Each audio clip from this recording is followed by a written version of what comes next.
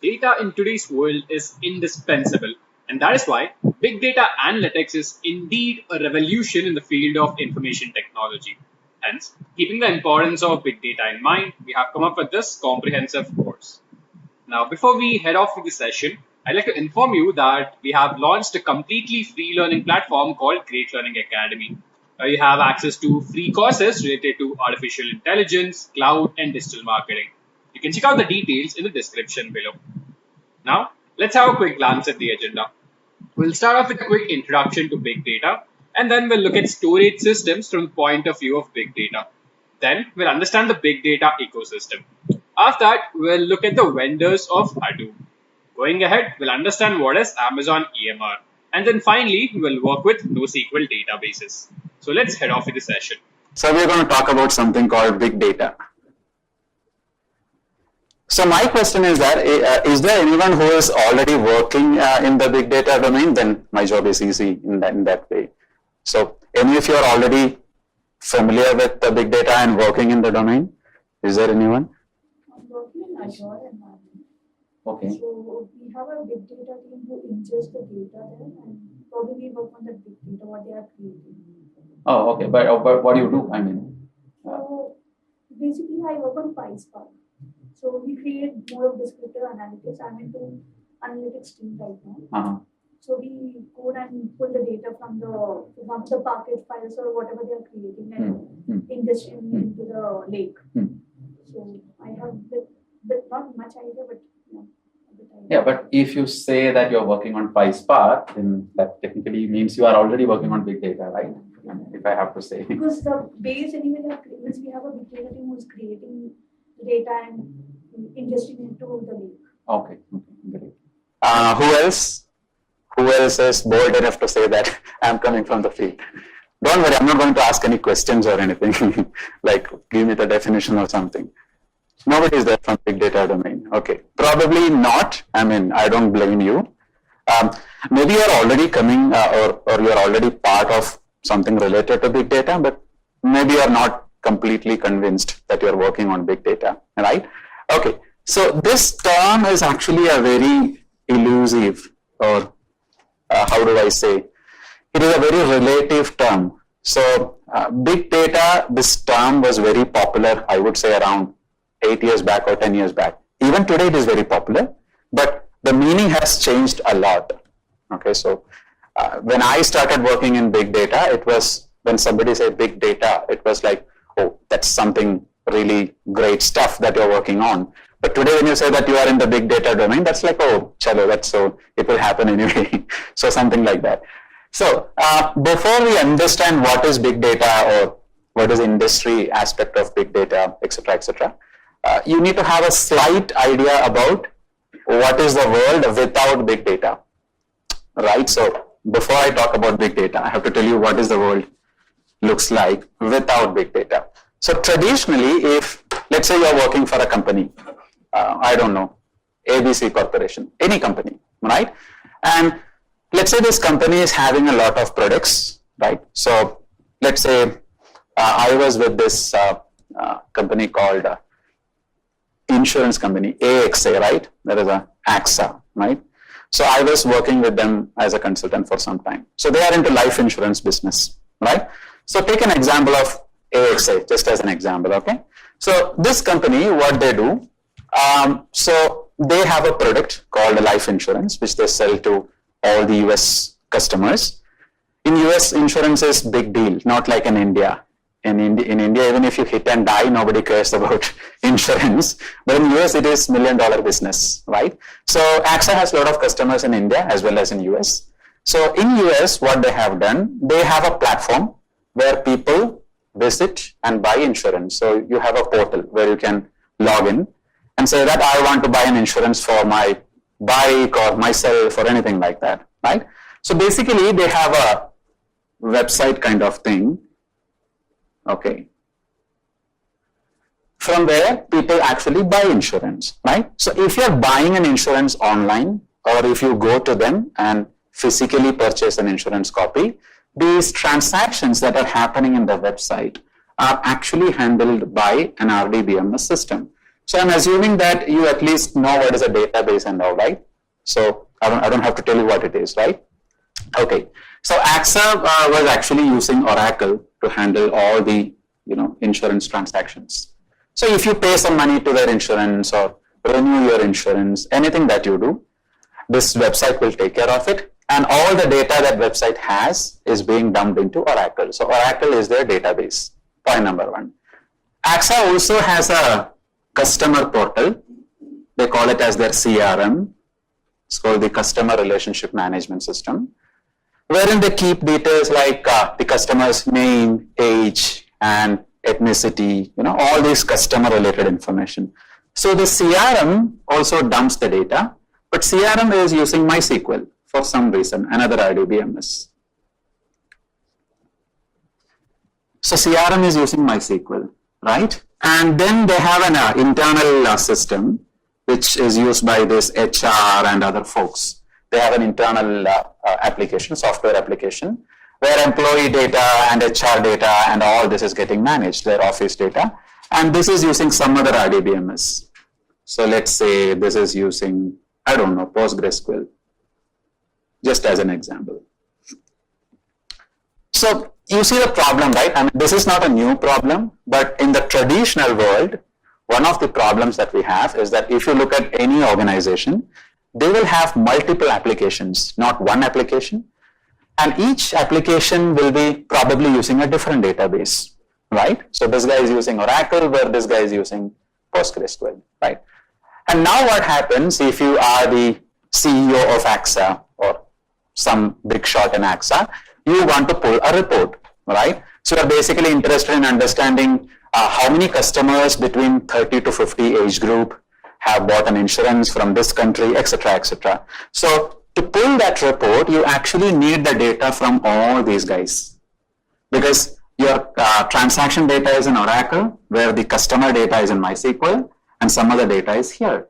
So if somebody need to do some sort of analytics or want to get a report combining all this data, the only way is that I need to get all the data from these three guys, which normally is not possible. Why it is not possible? Because usually these databases are very busy. They are serving their customers, right? So this database is very busy, this is busy, this is busy. You can't touch them. That is where in the traditional world, we do something called ETL. There is something called ETL. Maybe some of you have heard about it, okay?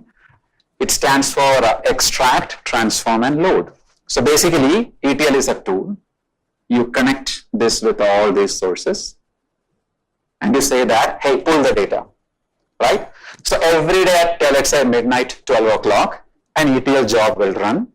And at midnight, 12 o'clock, all the data from these guys will be pulled towards, let's say, a data warehouse. So here you're going to have a data warehouse. This is called your data warehouse.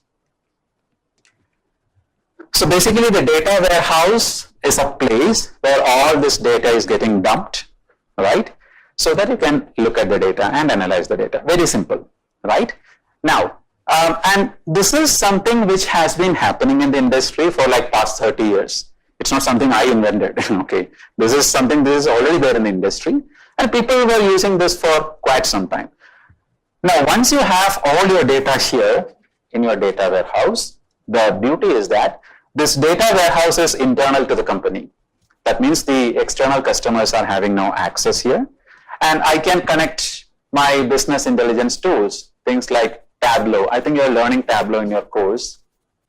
So you completed, right? So you can just connect your Tableau to your data warehouse and then create visualizations, right? You completed Tableau. So you very well know this, I mean, this exact picture, right? I don't have to tell you, by the way, right? So Tableau is one of the tools which you can use to visualize your data, right? And so this is how the industry has been working for quite some time, and this is perfectly fine, no troubles. But the real problem is, so this was a nice diagram in 2002 or 2004, I don't mind. But when I go to 2010 or 2015, if I fast forward, my problems are bigger. So one of my problems is that I don't just have data in my database, I have data everywhere. right? For example, when was the last time you actually went to a mobile shop and purchased a mobile phone? I don't remember. I ordered it online, right? I mean, practically you're all Bangaloreans, I believe, at least. So you order everything starting from groceries to rockets online, right? I mean, I'm not from Bangalore, so we still go to show, but you guys order everything online, right? So what does that signify? If you can order everything online, that means all the businesses are online and all the customers are also online. Everything is online these days, right? That also means that I was also working with the Flipkart for quite some time. Flipkart was one of my customers, right? So I had the chance to work with them for a variety of their use cases. So if you look at a company like Flipkart, their major revenue is actually from the website.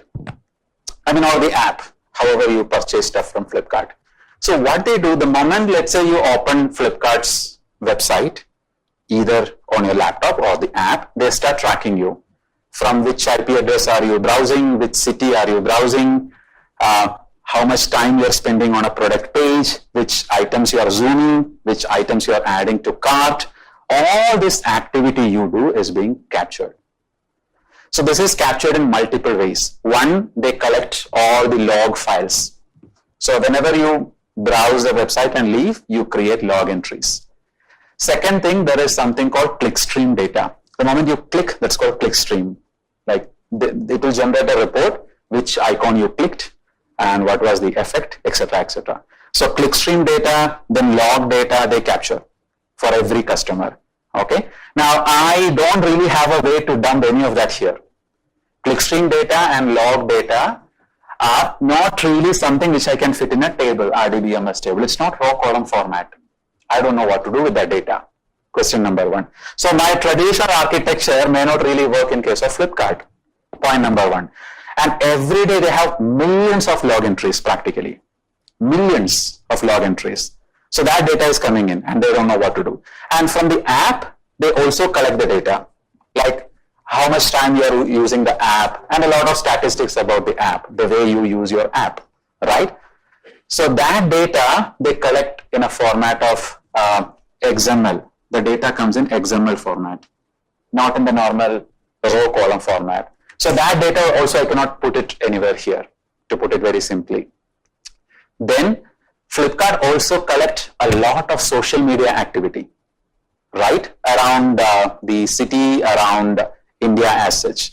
Like, so it is Diwali, right? Or it was Diwali. Diwali is over, right? So during the Diwali season, they conduct this, what you say, sale festival, what you call Big Billion Days. And so basically a way to empty your pockets, right? So to put it in a nutshell, but they call it as huge discounts and profit for them, right? So but how do these sales things happen? So when Big Billion Days were there for the first time, at that time I was working for Flipkart for some time.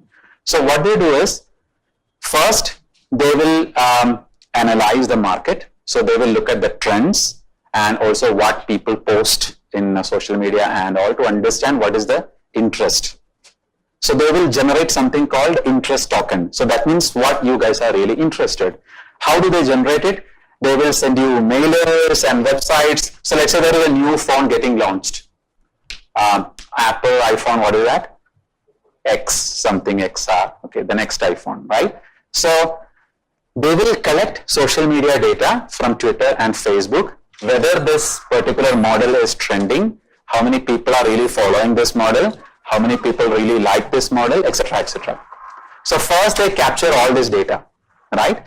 And then they decide on the actual day of the sale what they should sell, on how much amount they should sell, etc., etc.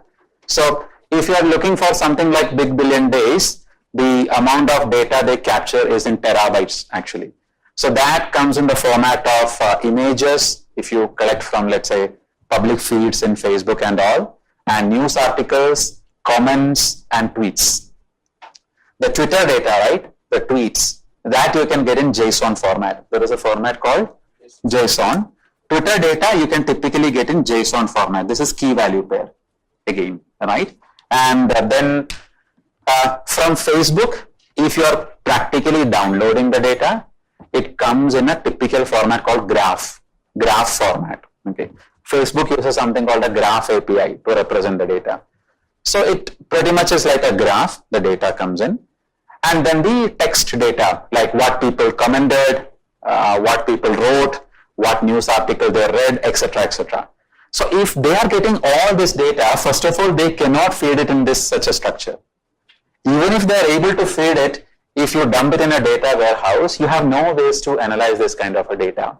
So the problem that we face today, or what I would like to call as big data, is that, first of all, when you say big data, one thing that matters is size of the data. Size of the data. So the industry has changed in a way that today every business is online. And people want to collect more data about the customers so that they can understand their customers better. So previously, if I'm selling something, I will have a shop and people will just walk into my shop and they will buy something. I don't really care, right? So today it is not like that, right? I can show ads and catch people. And even if you're purchasing something from me, I can recommend products to you. So if you go to Amazon or Flipkart, you can see recommended items based on the previous items you bought, right? So today, since businesses are online, you can gather more data from customers with or without their knowledge. And using this data, you can do analytics and understand your customers better. So to do that, the first thing is that you capture the data. So when you capture the data, the first thing is the size of the data. So if I'm talking in the megabyte or gigabyte spectrum, that is okay, anybody can handle. But when I go to terabytes and petabytes of data, your traditional systems cannot actually store the data. There is a problem, right? Like this cab company, right? Uber. Uber collects 80 terabyte data every day, 80. So in a month, they are collecting what? 800 times 3, right? 2,400 terabyte of data every month they collect. Why? Because all this data is related to which route you are taking, how much time you spent on traffic, who was the driver, did you give him a 1-star or a 5-star, all the statistics is collected. And that will help Uber to analyze and predict what is going to happen. This search pricing, right? You see this search pricing. Sometimes when you open the app, you say 2 times, 3 times.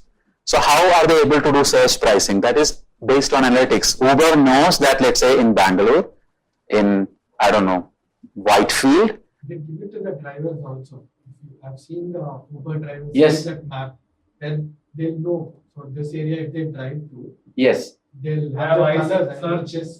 Exactly. So that is done because their algorithm is so perfect. It has all this data to churn and predict what is going to happen. So they know at what day, what point, how many drivers are required.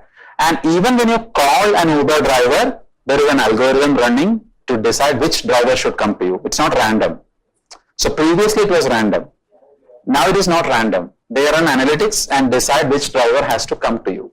So Uber is just one example. Every company does. Flipkart also collects huge amount of data. Any e-com company, banking company, retail company, everybody collects data. So my first problem with data is the size of the data. Forget anything. If you're getting 80 TB data every day, where are you going to store it, right? So that's my first problem. I need to figure it out. Okay, no problem. The second problem that I have is called variety of data. Meaning, not only I'm getting 80 terabyte of data, I'm getting it in all formats, right? I have location data, I have latitude and longitude, this kind of data, I have text data, image data. So how am I going to make sense out of it? And one latest, I will not say latest, recent culprit in this variety is your IoT devices. You have this almost practically useless home automation systems, right? Which God only knows why people are buying. I don't know. Probably it is cheap, right? But all these IoT enabled devices, right? They generate a huge amount of data. Now, I'm not just talking about home automation systems. sensors particularly. So thermostat sensors. And we had a customer in Japan. So in Japan, what they do, when somebody buy a flat or house, that has a lot of sensors as per the government regulation. So the person who is selling the flat, right, he is responsible for the flat. For example, if I am selling the flat to you, if something happens to your flat, I am responsible, not you.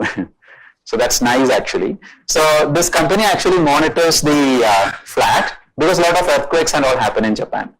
So every house has around 300 different sensors. They sense everything. And this data is streamed into a system where it will do analytics, understand what to do, what not to do, etc., etc., IoT data. So a lot of Internet of Things or IoT data actually accounts here for variety. So size is one factor when you talk about big data. Second factor is variety. So what will I do if I start getting 100 terabyte of data every day, which is of different type? What will I do? And third and most interesting point is something called velocity. So this is an area where I am working recently, velocity. Most of my work actually is in this side right now because there is a lot of demand for this.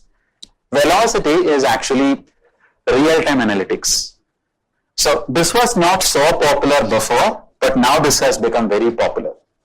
Why this has become very popular? So to give you an example, I don't know. So let's say you are using a credit card. So you go to a place, you swipe your credit card or you swipe it online, right? Let's say you're swiping for, I don't know, 1 lakh rupees. You swipe your credit card for 1 lakh rupees. What will happen? Transaction happen, then what will happen? Nothing will happen. Message we will get, then what? You get a call. You get a call. Have you ever noticed? Yeah. Message is different, I'll tell you. Message will be automated. Even if you are swiping or not, debit or credit, you will get a message. You will get a call from the customer agent, right? He will say, did you actually swipe? Right? And if yes, do you want to convert to EMIs, etc., etc. How this is working, right? So back in 2013, we had implemented this for Citibank. I was part of a project where we were working with Citibank. Now it is not a big deal, but in 2013, it was a big deal, actually. So this is called real-time analytics, meaning there are specialized systems which can handle this. What happens is that all your swipes, so the location where you are swiping, how much you are swiping, all these checks are done to initiate the call. Now that is not the interesting part. Every minute, actually millions of swipes are happening. So you need a system which can process, let's say, 1 million transactions in real time and then apply the logic and then say whether somebody should call the customer or not call the customer. That is the velocity part. So this is a very interesting thing actually, real-time data analytics. Again, second application is your sales. So one point is that, let's say Flipkart is declaring a sale. So how it works in the back end is that they will decide they're giving off on mobile phones. They will say, we will give you 30% off on mobile phones. But in reality, Flipkart has no clue which phone people will buy. They will have some clue, but not a complete picture, right? So the ad will come saying that, okay, today you log in, you will get a mobile with 30% off. But which mobile, you don't know. Some mobiles you will have fixed discount, that's a different thing, right? Then what they do, on the actual sale day, when you log on to the Flipkart website, okay, they start analyzing your data in real time, right? How many customers are searching for, let's say, iPhone? In that, how many are buying iPhone? So if they figure out that total 100 customers are there, 80 of them are searching for some particular mobile, let's say Xiaomi or any other mobile, they know that they have to boost the sale of this product. So automatically you see the offers changing. After some time, they will have more offers on this particular mobile. So that is a decision which has to be taken in real time. You can't analyze that data tomorrow and say that, okay, I will change the sale. That does not work. So probably within minutes or let's say within half an hour, you have to understand what the customers really want and adjust your sale. Again, velocity. So real-time analytics is a very interesting field. And we do a lot of sentiment analysis. So how Tugs of Hindustan and all are getting a very bad review is because of this. It is actually a bad review. I'm not saying that. What I'm saying is, previously people were like, they will release a movie and that's it. Maybe people will watch the movie or don't watch the movie. So now it is not like that. We do a lot of this thing called sentiment analysis. Like you will start collecting social media data about how people feel about the movie. Are they posting positive reviews or negative reviews online? And then you will collate and understand in real time what is the position of the movie. So let's say the movie is getting a 1-star rating, then there is really nothing to do, right?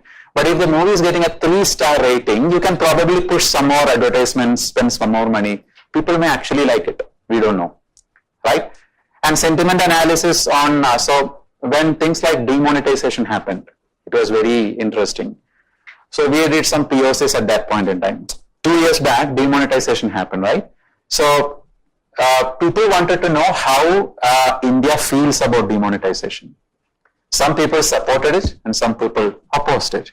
So one of the ways is that you can collect the data from social media and online blogs and all, then analyze it and then predict, how people are feeling about a particular event. So all of that are related to velocity, because you are not analyzing the data that was already there. In real time, you are collecting the data and keep on analyzing the data. So there are systems which can do this velocity. I will tell you what can do this, but there is a factor.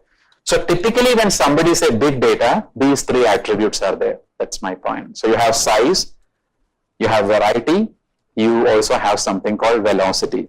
So if all these 3 factors are there in any data analytics you are doing, so typically we are talking about a big data scenario, right? Now the question is that you are normally familiar with machine learning and all, right? Because I think you are learning what machine learning. What did you cover in machine learning? Clustering. Started with? Clustering, K-means. data mining and analysis techniques. Oh, data mining, K-means, Yes. clustering. So to build a machine learning model, you need some data, correct? First you need some data, then you will your exploratory data analytics, EDA, and then filter the data, and that is how you step by step build your machine learning model. But that data you are feeding is very less normally when you are learning, right? So let's say I want to predict the property prices in Bangalore by 2020. I want to know what will be the market rate. What technique will you use in machine learning? Let's see how many of you are really learning machine learning. What technique will you use? Supervised regression. Yeah, so you can use many, but regression, right? So let's say regression. So to do regression, you will use some data for sure. So probably the data is the Bangalore property prices, right? And maybe a lot of other things which can influence the property prices, right? That is how you make machine learning models, right? So normally what people do or people were doing, they will use either their laptop or desktop or a server where they will build a machine learning model and then apply this and predict it. But imagine if you can train your machine learning model with, let's say, 1000 terabyte of data, that will be so powerful because it is learning from 1000 terabyte worth data. Now, if you want to do something like that, that is where you can blend machine learning with big data. So all that you're learning right now, for example, R, right? R normally, when you create your model, you are creating on your laptop, right? But you can also run this in a cluster. When I say cluster, group of computers, right? Not one computer. So one framework which is very popular for this is Spark, of course. So Spark has a module called Spark R. If you use Spark R, the advantage is that you will be writing same R things, no difference.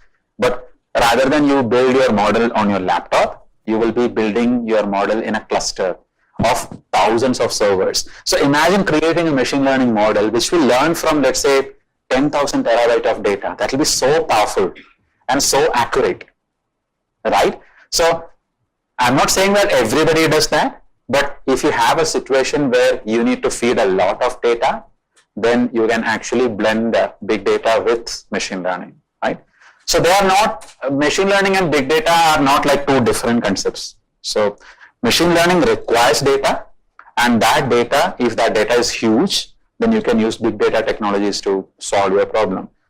So I think we were doing that in one of the batches, not the BA course. In another course, we are actually doing that. We teach ML and AI, and we also use a bit of big data to clean the data and understand the data, etc. Right? Correct. I understood the point. So the question is like, if you're doing velocity, then infrastructure cost has to be very high. So there are multiple ways to answer that. I will answer that. So yeah, so not even velocity. Even if you remove velocity from the equation, even if you simply want to store big data, it has to be costly. Infrastructure cost has to be very high. So the question is, if I want to store huge amount of data, what should I do? So if I take a machine, right? This is a server. Normal server. No rocket science, no hi-fi stuff. Normal server. This will contain something called a hard disk. You know that. And what is the maximum capacity of a hard disk in a server? What do you think? 5 terabyte? I don't know. I'm just asking. You get like 10 terabyte drive. 10. So 10 is the limit. Physical drive, yeah. 10 terabytes is enough. You can't get 20. One drive is 10 terabytes. So you can make a RAID. You can make a RAID server like RAID 10. Okay. 80 hard drives. Now they have SSD also. SSD. Okay. So put whatever you want, but I want a number like what is the and how much you can store. You definitely cannot store like 1000 terabyte, right?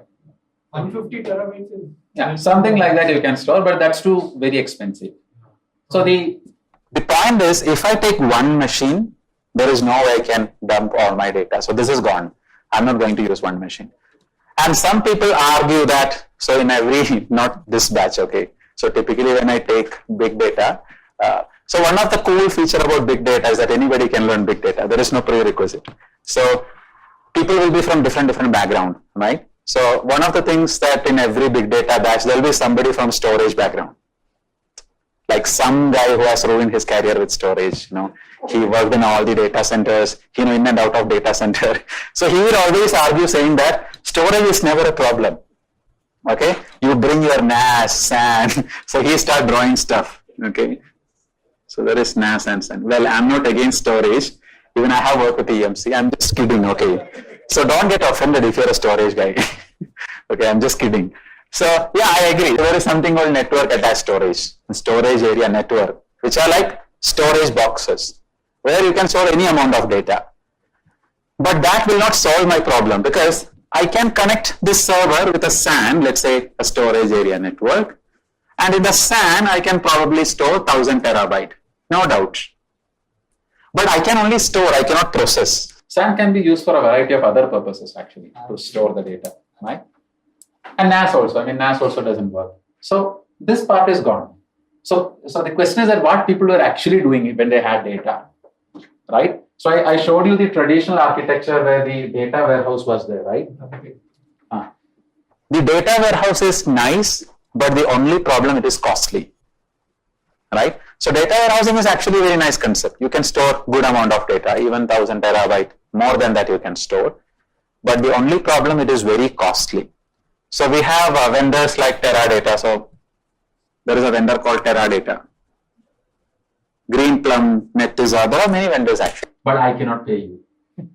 So that is a requirement. So they will come back to you and say, sir, we have an excellent solution which will work for you. What is the solution? You store 500 terabyte. The rest you archive. They'll sell an archival solution along with that. What is the problem? If you archive your data, then what? You can't use it for you can't use it. You can't get it for real-time analytics, right? Exactly. So that is what people are actually doing. So they will archive majority of the data. Remaining data you analyze. Whatever you get, you analyze, right? So now when it comes to the big data technologies, what we usually do is that instead of taking one machine, we take a group of machines. So I'll just draw 4 machines. That is not the number.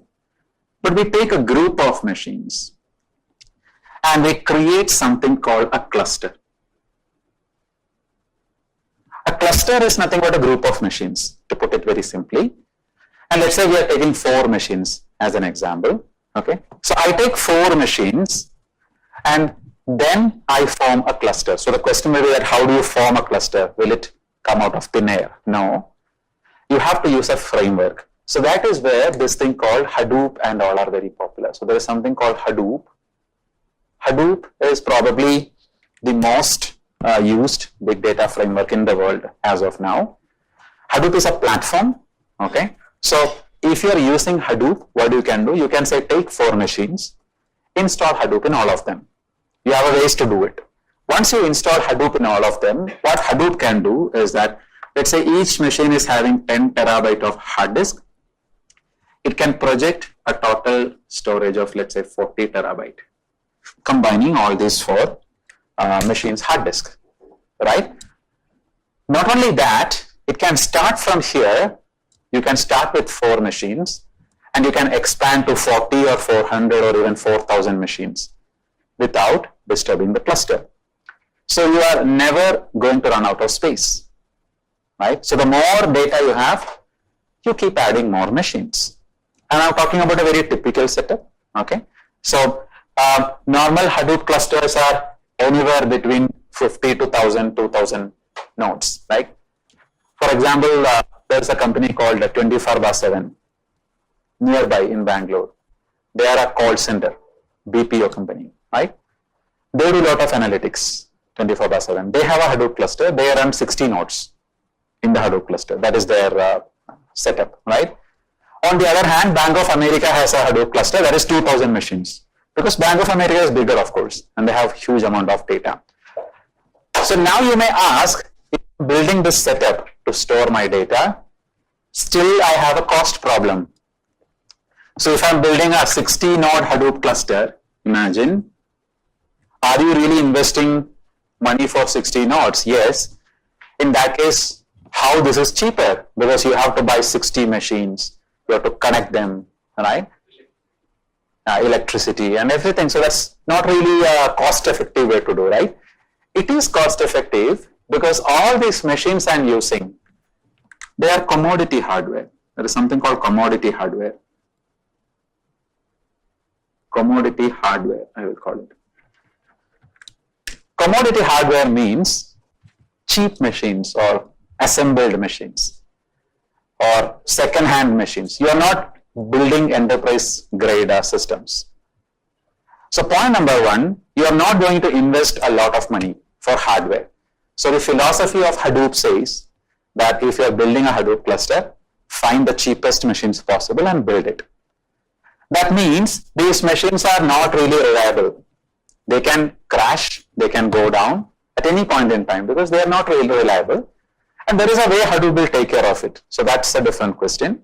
But you are not really going to invest a lot of money into buying hardware. You are not going to buy like 60 IBM Blade servers to build a Hadoop cluster.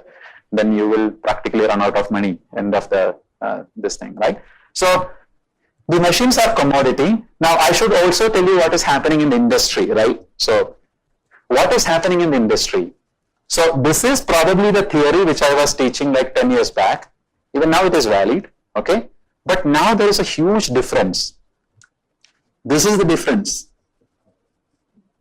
Cloud, right? Everything is on cloud. Everything, I mean, I'm not kidding. It's real. Even the people believe it is not real, it is real, right? And that has a lot of impacts actually, right? So these days, the majority of Hadoop clusters are on cloud. Around 60 to 70% Hadoop clusters are on cloud. On-premise clusters are very rare. In fact, I've seen so I also work with this company called GE, General Electric. Their entire platform is on cloud, including their financial data lake, finance data. So previously people had these concerns like, if I go to cloud, what will happen to my data? Some hacker will hack in, and those are all concerns. Doesn't matter. It's over. 10 years back, you can ask that question. Everything is on cloud now. I mean, different vendors will have their different perspectives. Some people will still say that due to security reasons, I don't want to go, but majority of the people have migrated. So most of these clusters are now in the cloud, which means again it is cheaper. You know how cloud works, right? It's a pay-as-you-go service.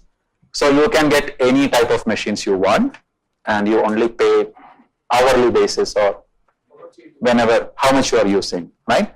So, and you can resize your cluster, all these advantages you get.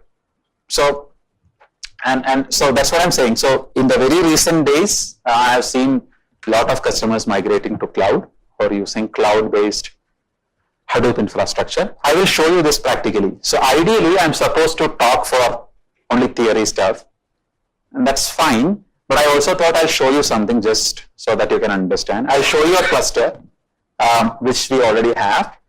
And I will also show you how easy it is to create a cluster in the cloud. Like anybody can do it. It's not a big deal, but if somebody want to build a cluster, how you can actually do it. I will show you that, right? So these factors will actually bring down the cost of your hardware. So you're not really spending a lot of money. So it's like, somebody else is giving this service and you're just taking it. Cloud. Yeah, like Amazon, for example, Amazon Web Services, or Google Cloud, or Azure, or anybody. You sign up with them. So they have that machine which creates that virtual environment and everything. Exactly. So they have their data center. And you can scale. I've just started requested my company, so we pay around 40,000 rupees for 20 terabytes of data. So the thing is that you just go to them and say that you can get the service in different ways. You can get compute service, storage service, or anything as a service. And another term which people use a lot is something called data lake, and that's also very popular. There is something called a data lake. Well, this is not a lot to do with big data, but I just thought probably there is something called a data lake. Okay. I don't know how to define a data lake, to be very honest, because the technical definitions are very difficult to understand. A data lake is a common place where you get all the different varieties of the data in its original glory. So basically you can build a data lake. Like I think you are working on a data lake on Azure, right? So you get all the kind of different data. So these cloud platforms, what they do, they will offer this data lake as a service, like Azure or Amazon. So they will say that we will give you a data lake. What is a data lake? Nothing. They will give you the data in its original format, all the data in one place. From there, you can start taking your data and doing whatever you want. So it's a common platform where all the data will lie. That's called a data lake. Yeah, so data warehouse is more or less like for structured data. Like you have tables and then you write SQL queries. So data warehouse is always confined to structured data, and as well as you are more or less writing SQL queries on the data. And a data lake is a place where you also have structured data and unstructured data, any type of data that is coming from different sources. And then people can connect with the data lake and make use of the data. So probably if I am a guy who is coming from SQL background, I can connect with the data lake and I can say create a table and I just want to query the data. But maybe if I'm coming from machine learning background, I don't want to write a SQL. I can say read all these text files and I want to do my EDA and then build my machine learning model or something. But basically data lake is a place where all your data lies in its original format. And then you decide what to do with the data. So it's a service that is being offered these days. All the cloud vendors offer it as a service, basically. Right? So I'm more familiar with Amazon Web Services than the other cloud vendors, but all of them are having similar ways of doing it. Like you also have Google Cloud, Microsoft Azure, IBM, all these cloud vendors, right? All this data data is saved, archived, or is real-time data? Yeah, so there is no archiving in this platform. It is available, readily available. If you want, you can archive. Now, that's what. When you go to the cloud, you pay for something called the storage handlers, like how they're storing the data. So you can decide, so if I go to Amazon, Amazon has something called S3. That is the storage, primary storage. And that is the cheapest storage Amazon give you. So Amazon will tell you that, hey, you know what, all the data you want to store, I will give you S3. You dump all the data in S3. But what they don't tell you is that then once you start dumping the data, they will say that in S3, I will give you 3 options. Do you want in magnetic hard disk? Do you want it in SSD? Or do you want something else? If you want SSD, I'll charge you more. If you want magnetic, I'll charge you less. Okay, so still you figure out, okay, you want magnetic, but again, you're getting a lot of data. So then Amazon will say that, hey, your bill is very high and I don't know whether you'll be able to pay. So we'll give you an option. We'll ask you to archive the data. We'll give you Glacier. Glacier is their product for archiving. So they will say that in S3, we'll keep your data, but if the data becomes 1 year old, we'll automatically move to Glacier, archive the data. So Glacier is cheaper. So the customer can decide. So there is something called lifecycle policy. Customer can decide if my data becomes 1 year old, what should I do with it? Should I delete it? Should I move to archive? Should I keep it here? Charges will be there. And what the cloud providers do not tell you, because we had a lot of bad experiences, is that everybody moved to the cloud thinking cloud is cheaper, which is not, in fact. Yeah, and the biggest thing is that if you are keeping your data in cloud, for uploading the data, there is no charge. For downloading, you will be charged. So in majority of the cloud platforms, when you upload the data, it's free. Free in the sense you have to pay for the storage.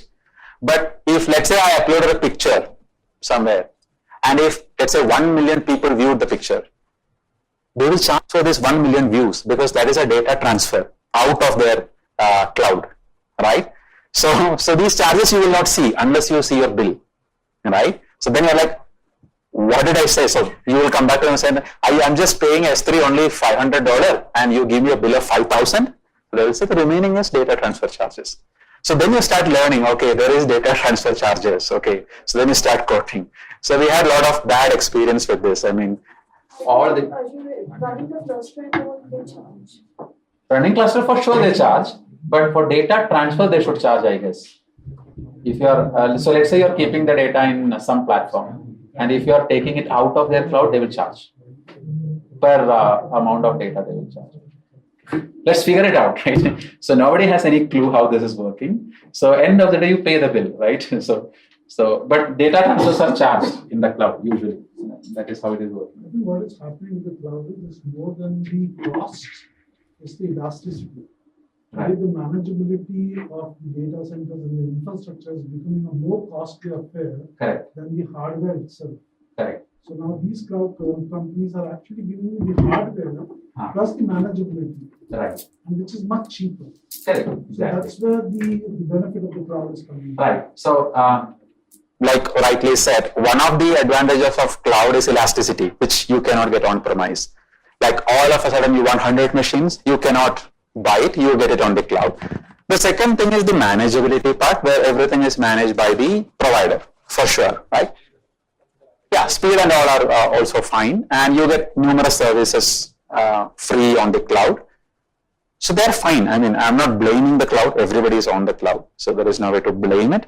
But a lot of hidden charges are there, which people don't understand. When they learn cloud, or even if you visit the provider's website, some of the charges they won't even reveal, and you have to fight for them. They will negotiate, trust me.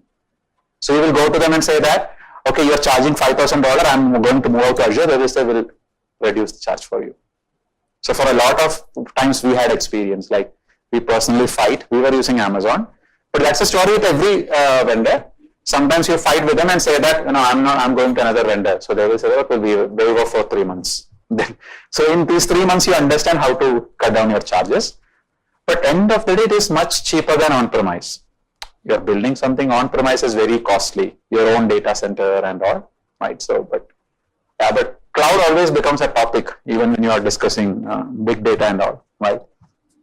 So in this case, Amazon and Google, they need to have huge premise for the storage. yeah, exactly. They have across. They have big across. So Azure data centers are the size of a football field, actually. And they have, I don't know how many, 100 plus like that, server farms they have. So this Amazon's S3 is a very interesting service because your entire Instagram and Dropbox is on S3. Think about it. It's on what? So what will be the size they are handling? Instagram. Entire Instagram and Dropbox is stored in S3. And that is just like 0.1% of storage in Amazon of S3. That is just 2 clients. So S3 is probably the most widely used storage service in the world. Nobody can beat it because they started first. Actually, for enterprise, Azure is more reliable. For public access, S3 is more because it's a very cheap actually, drag and drop kind of.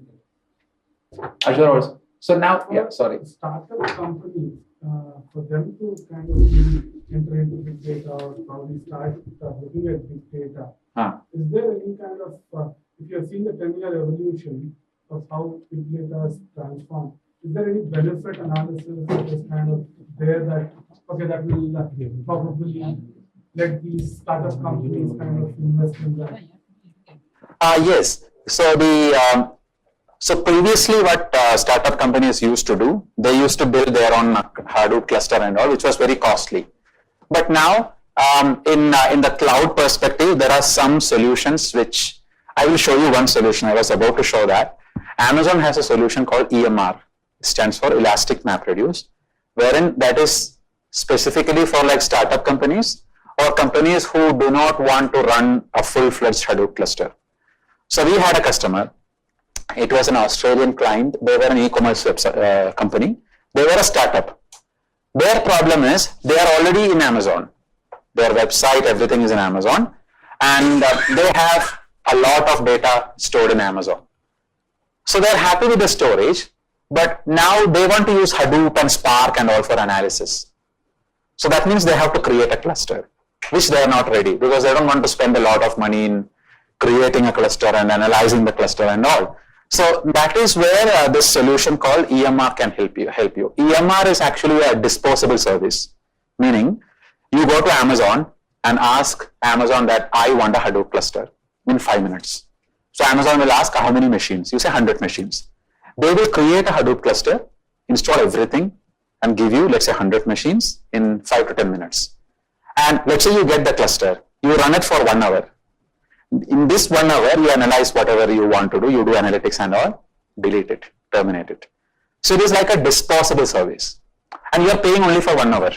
Very cheap, right? Because otherwise I have to manage these 100 machines throughout the year. That is not required.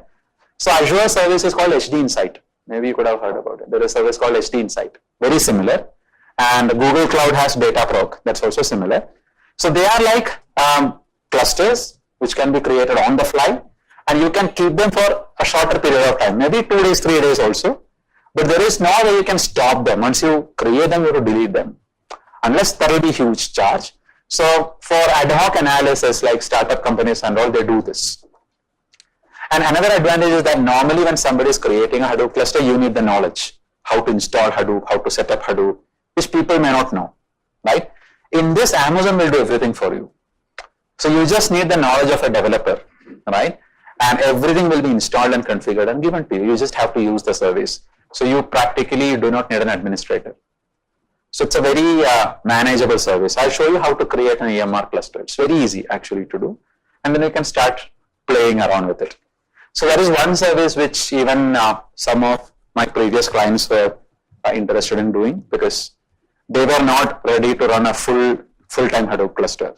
So they want it. Whenever they want, they will create it.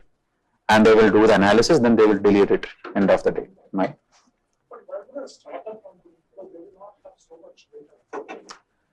No, that is where we are wrong. Startup company may not have its data, but it will have a lot of public data. Say they want to analyze the social media trend, right? That is common for everybody, right? So the social media data will be huge, which anybody can download. But to download that and analyze that, they need a Hadoop cluster. So they can create something like this on the fly, probably a small cluster, analyze it, and then delete it if they don't want later. So one use case I'm saying. So a lot of people are there who are interested in analyzing a lot of public data, right? To predict what is happening, what is not happening, etc. We had in this Great Learning, we had a project, not in BABI. We have a AML course, Artificial Intelligence and Machine Learning. There people have done a project of judgment summarization, this law, what you call crime, right? So you have this judgments by the Supreme Court and High Court and all, right? So what happens when the judgment comes, right? The judgment is very big, like 200 pages, 300 pages. So let's say the Sabarimala verdict or something happened. So if somebody want to read it, it's like 300 pages. You can't read. I mean, you can, but you have to spend a lot of time. So they built a machine learning model which will summarize this into one page. The system will automatically read, basically text analytics, and then it will summarize to one page. So they did it as a part of their project here, and I think then they moved to building it as a company. They started it as a startup company because that idea was very interesting. They got funded also, I think. Now these guys were getting, so what I'm saying, it's a startup company, but they were having huge amount of data. They were collecting the law related data from India and US and so many other countries. So the amount of data they were getting was very huge actually. So even though it's a startup, the data they wanted to manage was very high actually, right? So they had discussed with me some solutions, whether we can use data warehousing or something to store the data and then later use it and all. We had a short discussion. I think they started the company. It's in Chennai. That batch was in Chennai, and I think the company is also in Chennai.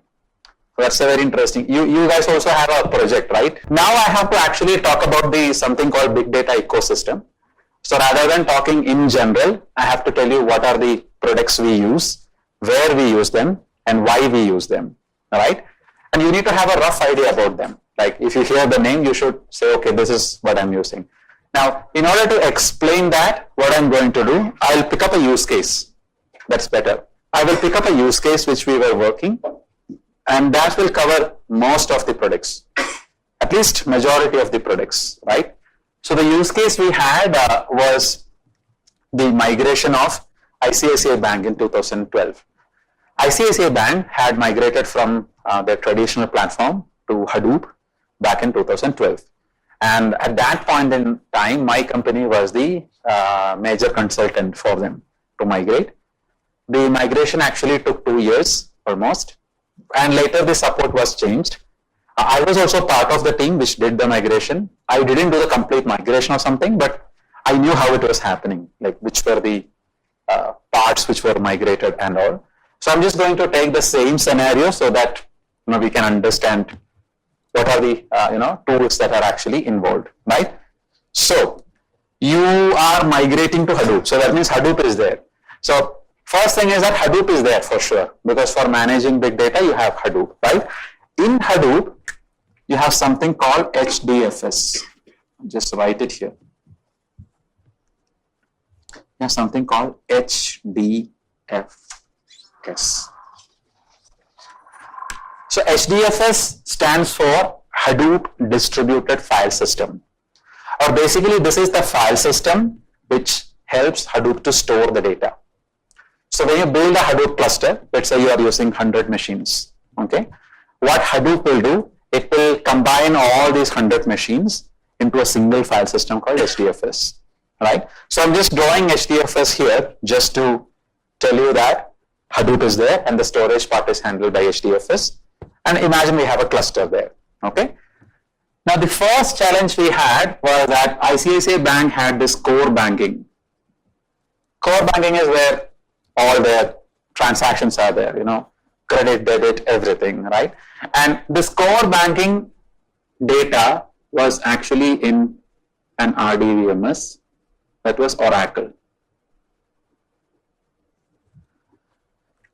So they were using Oracle to store all the core banking data. And Oracle is very reliable and all, you know that, right? Now our challenge was that, so they already gave us the backup of this data. We already had the backup, like last month till date backup data and all, and we copied that to Hadoop. That's not a big deal. Of only this, because we had a combined data actually. I mean, but once you're having an archival system as well. I was not actually in this part. I was not involved in their core banking migration. So I didn't know the exact size, but they were migrating. So this was done in phases actually, because it is a very complicated migration.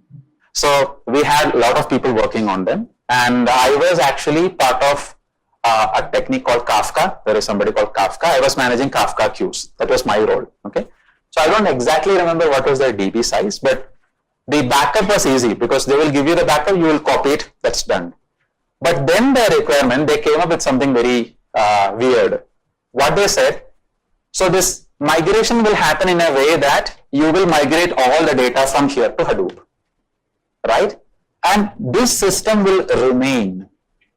Now, one thing you need to understand is that nothing on earth can replace RDBMS in another 100 years or 1,000 years, give or take. So many people have this question, okay, so now big data is there and so many other technologies are there. That means RDBMS is losing its significance. No, absolutely not. Nobody can replace RDBMS because RDBMS is the only system which gives you consistency. You know what is an RDBMS anyway, right? Asset properties. So for the core banking, still they are using the same Oracle DB. And nothing can beat it. There is no system on earth which can beat it. No, but the reason they are still using it, because if somebody has to migrate to another database, it takes a lot of time and effort and money. Fine. But if today somebody creates a new application, they will not choose to use the RDBMS, yeah, he's right. They will use the NoSQL database. There are much reliable NoSQL databases out there. No, I will come to NoSQL in a moment. But I feel still they will use RDBMS. You will use NoSQL for sure, but for a different set of aspects. If you are creating, let's say, a financial database, you still prefer RDBMS. SAP moving from Oracle to HANA. HANA is a node-based database only. They won't provide a database. Correct. Because of huge volume, the Oracle is costing more. SAP is already moved. Even all SAP customers, they're forcing to move to HANA. Right. So that's why. But HANA is again like normal, what you say, table-based database. No, it is not a table-based. It's a clustering-based database. Their own proprietary database. Correct. Clusters are there, but end of the day, you are using SQL only, right? I don't see. SAP uses their own retrieval procedures from their side. Okay, but how do you write the queries and all? Queries and also the backend will not be open for you. Mm-hmm. So there is a code name. I mean, ABAP. You have to write your similar kind of a code procedure for that. Okay. You can't directly touch the SAP databases. Mm-hmm. Now, my point is, if you look at financial data, right? In financial data, your problem is with consistency, right? One thing is consistency and all the asset properties, atomicity, consistency and all. And RDBMS is the only system which provides asset properties. When you go to NoSQL, NoSQL actually does not work on asset properties. There is something called base. NoSQL works on something called base properties.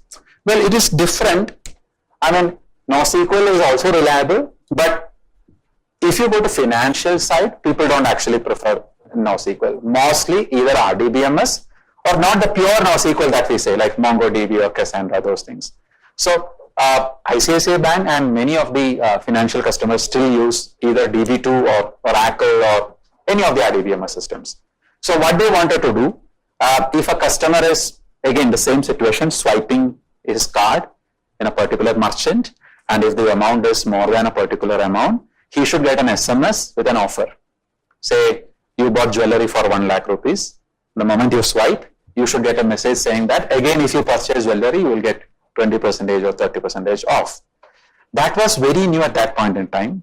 Now, whichever new data comes in Oracle, probably every day, midnight or something, we will copy the data. Not a big deal. But then the bank said, no, that's not our requirement. Whenever there is a transaction happening here, using a card, not an online transaction, using a card, that transaction has to be captured in real time, right? And then a decision has to be made, whether you should contact the customer or not contact the customer, etc. Now the problem is, this Oracle is their core banking database, and they will not allow you to touch this. Nobody will allow you. Correct, because that is their primary database where everything is happening, and we agree the condition that you are migrating to Hadoop and all, but they will never say that, okay, we will open our Oracle for you, you can come and do whatever you want. No. So the point is, they were using this guy called Golden Gate. You might have heard about it. There is somebody called Golden Gate. Golden Gate is basically sort of like a replication system that replication management that Oracle does. It is a proprietary product. You pay millions only for Golden Gate, but very reliable, right? And this comes under the category of CDC. Have you heard this term? Change data capture. Meaning, what is this Golden Gate doing? If there is any modification in data here, a log file will be created here for that. So if somebody want to understand what is happening here, you go and ask this guy. He will give you a log, and if you can read and understand the log, you know what is happening. So if I have the backup and this log file, I know what is the current state of the DB. And this is very common everywhere. It's not only in this situation, it's very common. A lot of people use cheaper CDC solutions. Golden Gate is very costly. In fact, in GE and all, they use a very cheaper CDC, not Golden Gate. GE uses Greenplum as their data warehouse. Greenplum is the data warehouse. And for replication, they use, I forgot the tool's name, but it is very cheaper, not like Golden Gate. But ICICI Bank was actually using Golden Gate and CDC. That means now if somebody is swiping their card, the data comes here, and immediately I have a log file here. So I need to figure out a way to get the log file from here to my Hadoop, right? So I need an effective way in which whenever there is any new log data getting generated here, I need to bring it here. That is where I will be using a tool called Flume. So this is important. Flume. Apache Flume. So when you discuss Hadoop, it is like you're discussing about a mobile phone. So let's say somebody comes to you, okay, who was in the jungle for like past 30 years, who has never seen the light of the day, right? He comes to you and says that he looks at your smartphone and he is asking, what is this? So you will say it's a smartphone, okay? And he will ask, so let's say he's a bit intelligent or something. He is asking on what platform and all it is running. So you will definitely say it's an Android phone or an Apple phone. But then his next question was, is it just having only Android or Apple? No. So if I look at my phone, let's say I have an Apple iPhone, okay? So Apple iPhone has a platform called iOS. But on the day-to-day lives, we also use a lot of other apps like WhatsApp or Facebook, or to book a cab, you use Ola or Uber. So today when somebody say a mobile phone, it has a platform and then the apps on top of that. So Hadoop is very similar. Hadoop has a platform where it will allow you to store the data, no doubt about it. Then it has n number of apps you can use for day-to-day activities of analyzing and bringing the data.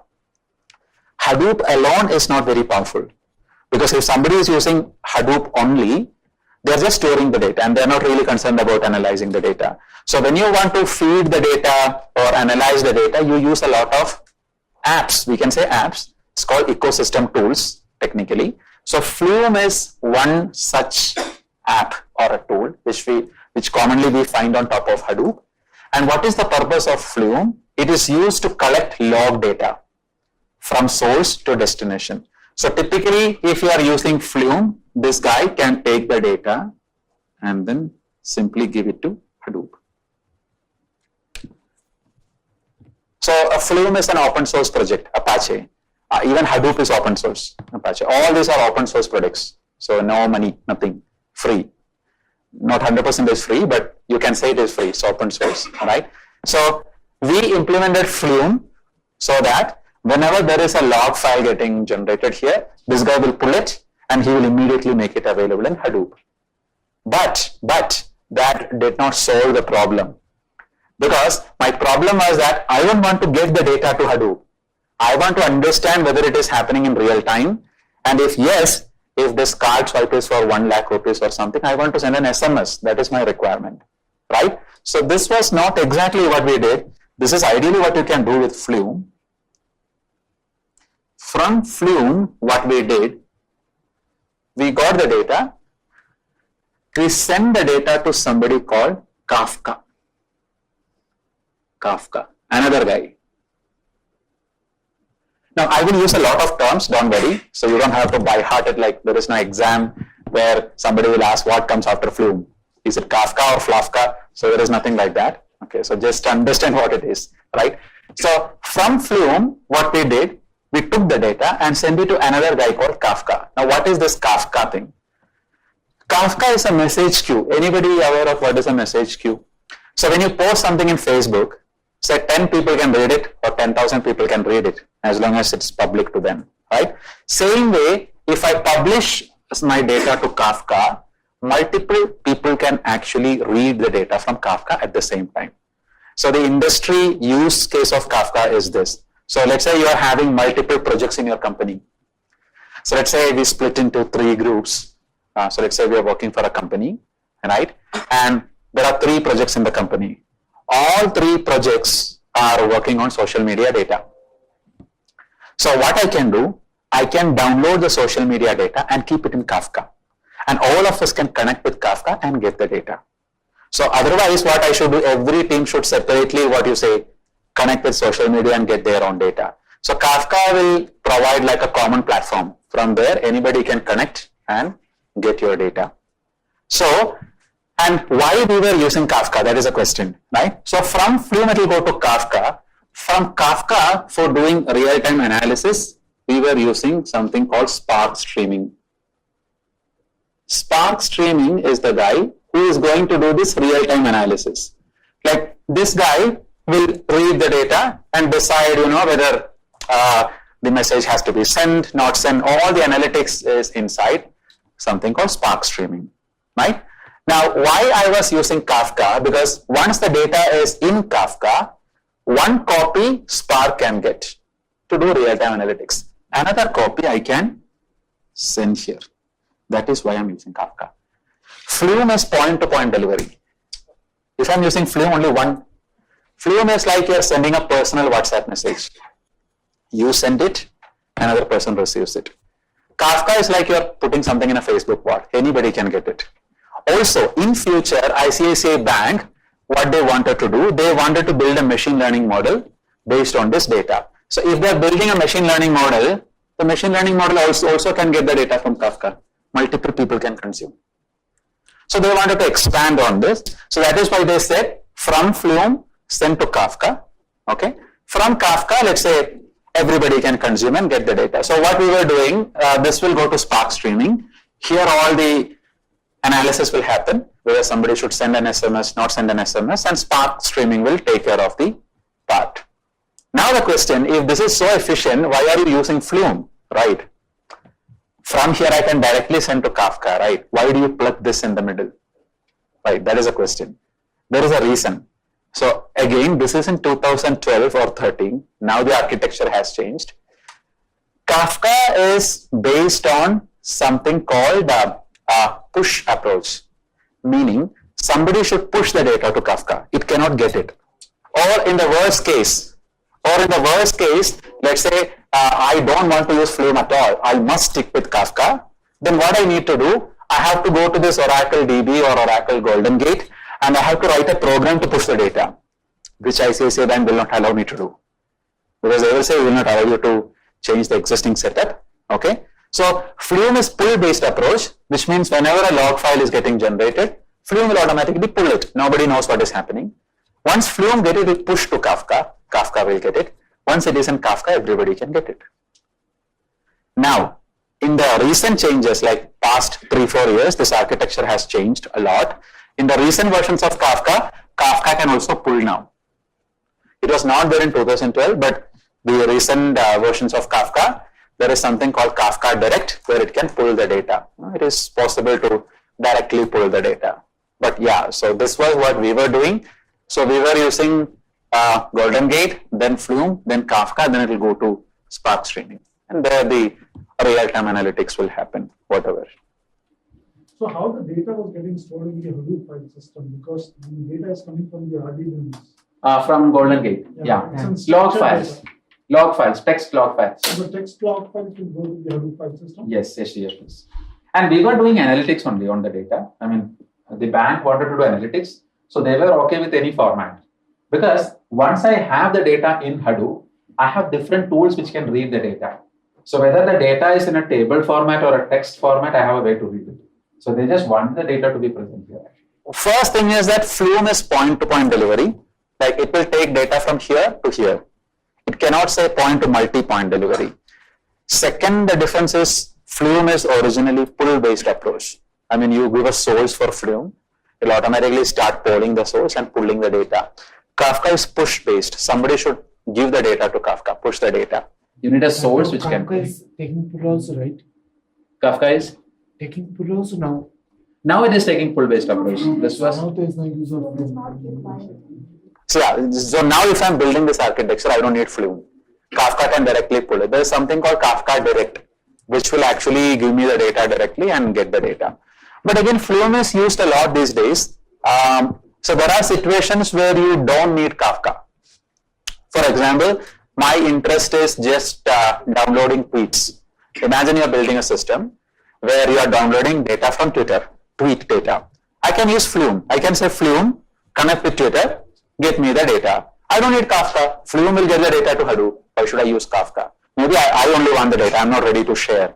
Maybe I'm bad. Okay, so I can just say that I'll use Flume. I don't need Kafka in that place. Yeah, so only one input, multiple output. One input, multiple output. Now, Kafka is much more complicated. There is a separate course called Kafka. Okay, so in Kafka, there is something called topic. Topic is like a queue. Like in the same architecture, let's say somebody else is sending data to Kafka. How do you know the difference? This data is coming, that data. So you will create something called a topic. That's like a queue. So if this guy is sending the data, you will say topic 1. It will land in topic 1. Someone else wants to send, you create topic 2. So that will be identified. Okay, so this guy is sending the data, that's in Q1, this is Q2. And then whoever want to consume the data, they subscribe to that queue. I will say, give me all the data from Q1. I know Q1 is coming from this side. I will get the data. So it is called a producer-subscriber model. Producers are the guys who will produce the data. Subscribers are the guy who will connect and say, give me the data. Kafka will hold it in the middle. And typically when you install Kafka in a Hadoop, it is installed in a cluster, not one machine. Because it needs to hold this data. You can't predict how many data will come. And some of the people will say, I want to hold the data for 7 days. So if 7 days the data keeps on coming, it has to hold, right? So space is required. So you need to allocate some space for Kafka to hold the data. Otherwise, it will not work. Is there any generic services for Kafka? Suppose I want to download the tweet data.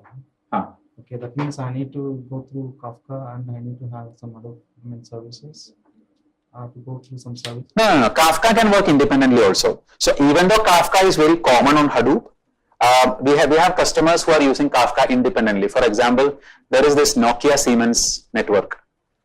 Nokia, right? Not the phone, the networking company. You have this mobile phone, right? This providers, Vodafone, Airtel. So they have a lot of equipments, router, switch, tower, etc. So the majority of these equipments are handled by Nokia Siemens network in India, at least. So we were working with them for one of their projects. So they have this telemetry data. Telemetry data means all these devices will send the data, like switch, router, their current status, etc., etc. That's called telemetry data. So that will come through Kafka.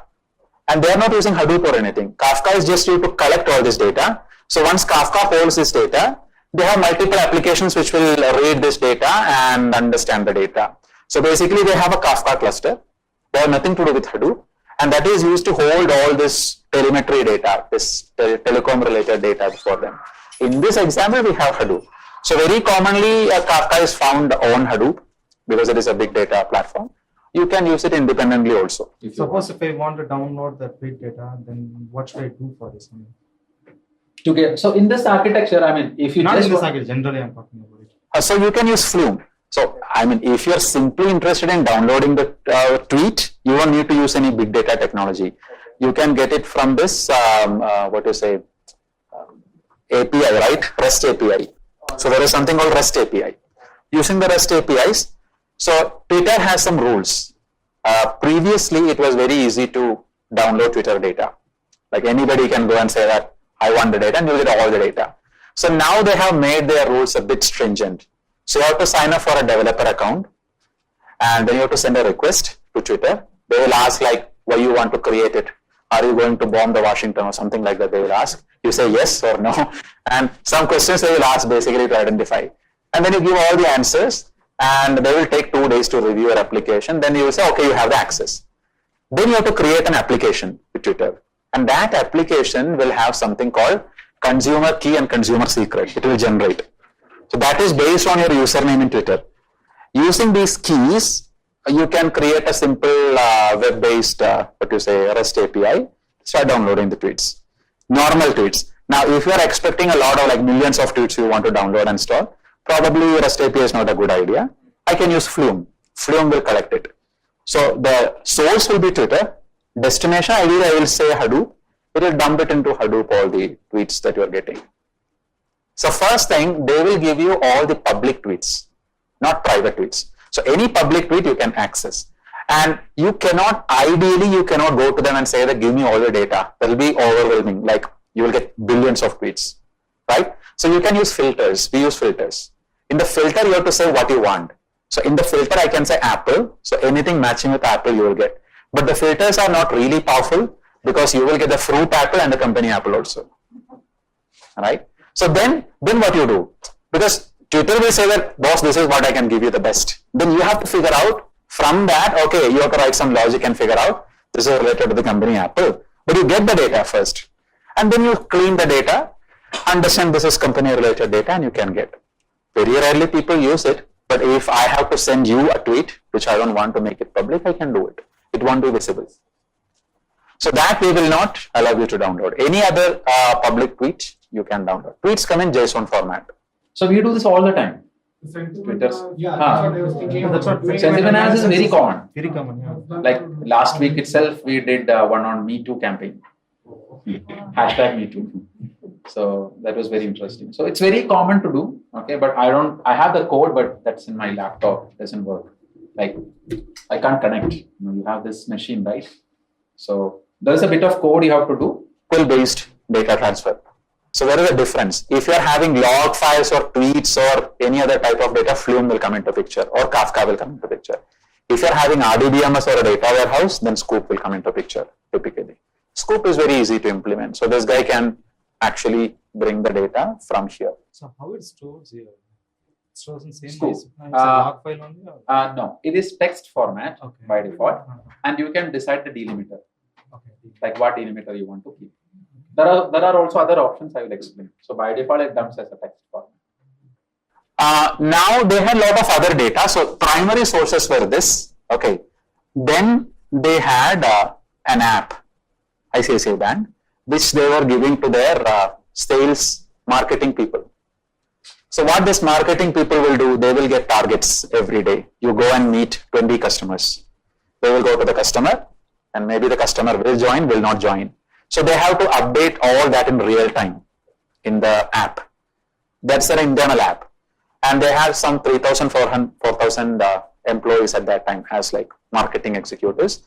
So this app was actually sending the data in XML format.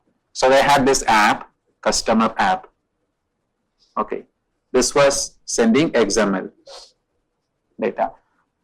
Now there is no way to feed an XML data to Hadoop cluster. So there is nothing like Scoop and Flume. You can manually dump the data. So they were doing a manual dump, nothing fancy. Okay. So they had their internal tool, which will, so this data will land in one of their servers, which will read, and manually you can send the data to Hadoop. So these things are automated. Manually also you can send. So this data was very small. Originally we had a lot of data, but this day-to-day data was very small actually, not very big and all, right? And they were also having this social media data. So social media data, they were getting in JSON format. They were also getting some XML format, okay? So social media data, they were pumping to Kafka. Previously, they were not doing anything with the social media data. They were not doing any analytics at the time of migration. So what was the social media data? They had a Facebook page where customers will post reviews, comments, likes, and so many other things. So they wanted to do analysis on that. That is one data. And tweets and all, they were very popular. They were also having a support hashtag. So if anybody is writing to their support, technical support or bank support, they were capturing all this. And they were also having this voice XML. When you call the bank, right, You will say press 1 for this, press 2, right? So that is captured as VXML. There is a format called VXML, voice XML. They won't store the call record. I mean, what you're talking. They will store the metadata. What button you pressed, how long you waited in the queue, these things, right? So that will come in a format called VXML. So VXML and XML, they were directly dumping here into Hadoop. So they had XML, VXML, JSON, and some text format data. I don't know what they were using that, but some text format data also was there. So a variety of data was actually getting pushed to Hadoop. Point number 1, right? So this phase is data ingestion, where they're injecting the data. Now, once you have the data here in Hadoop, so when you look at Hadoop, one of the oldest ways in which you can analyze the data is called map reduce, MR. I write it as MR. It's actually called map reduce. So map reduce, so Hadoop actually came in 2005. It's a very old framework. It's not like something very new, okay? We are in 2018, right? Almost 19. Hadoop came in 2005. So in 2005, it came with this framework called MapReduce. Basically, MapReduce is a programming framework. You write something called a MapReduce program, which can analyze all the data that you store in a Hadoop cluster. And I used to teach MapReduce a lot in the earlier days in the training, because MapReduce was very popular at that point in time. Then using Java, you write MapReduce program. That is much more complicated. Okay. But initial days, this is what people were doing, MapReduce program. It was like, and there was a lot of demand for Java developers. Like if you're a Java developer, you're a big shot, you know, because you can come to MapReduce world directly, right? But nobody is writing MapReduce programs these days. It is over. MapReduce is still there. You can see that nobody writes it. And also MapReduce programs are very slow. If you execute them, of course, you're handling big data, huge amount of data, but it's very, very slow. The running time is very slow and all, right? So one way to analyze the data is MapReduce. Another way is that you can use something called Hive. This maybe some of you have heard about, I don't know. Hive is nothing but SQL on top of Hadoop. So you install Hive, create table, join, aggregate, blah, blah, blah. No need to ask. Yes, same. Well, it is not 100% same. Hive uses a language called HQL, Hive query language. That is like 99% SQL. Some flows are slightly different. Because when Hadoop came into the world, everybody was very happy. Okay, now we have a solution for big data. But the moment companies started using Hadoop, everybody was unhappy because they had to learn MapReduce, which is not very easy. So Facebook created this project called Hive, wherein you can, if you have structured data like text data or CSV data, you can create a table, write join queries, and anything that you do in a typical data warehouse. It's a data warehousing platform, actually. But what you need to understand, Hive will internally convert your SQL queries into MapReduce. It's a translator. It is not direct SQL. Like if you are using Oracle or something, you run a SQL query, I think it runs as a SQL query, right? Like it will push as a SQL query. Here, no. You write a Hive query, and when you check the cluster, there will be a MapReduce program running. So this guy will convert your query into a MapReduce program. But your headache is gone. You don't have to learn MapReduce. You are happy with it. No, anyway, the slowness of MapReduce is there for sure, because MapReduce is already slow and it takes some time for this conversion also. So, but still people were happy because you are using SQL. So, no need to learn anything. And there is also another guy called Pig. Pig, the animal pig. Pig is a scripting language, basically. Same effect as Hive. You write a script using Pig and say run, it will convert to MapReduce. So these Pig scripts are easy to learn. Not like Java program, anybody can learn, very easy to learn. So people started using Hive and Pig a lot. So if you are a person coming from SQL background, you may prefer Hive because you know SQL. If you are a hardcore programmer, like you are not really good at SQL, but you are a coding guy, you can easily learn Pig. It's a script actually, very 2-3 lines you can do analysis. So Pig and Hive became very, very popular. there will be a tool like you will say, okay, analyze this data, and it will do it actually for you.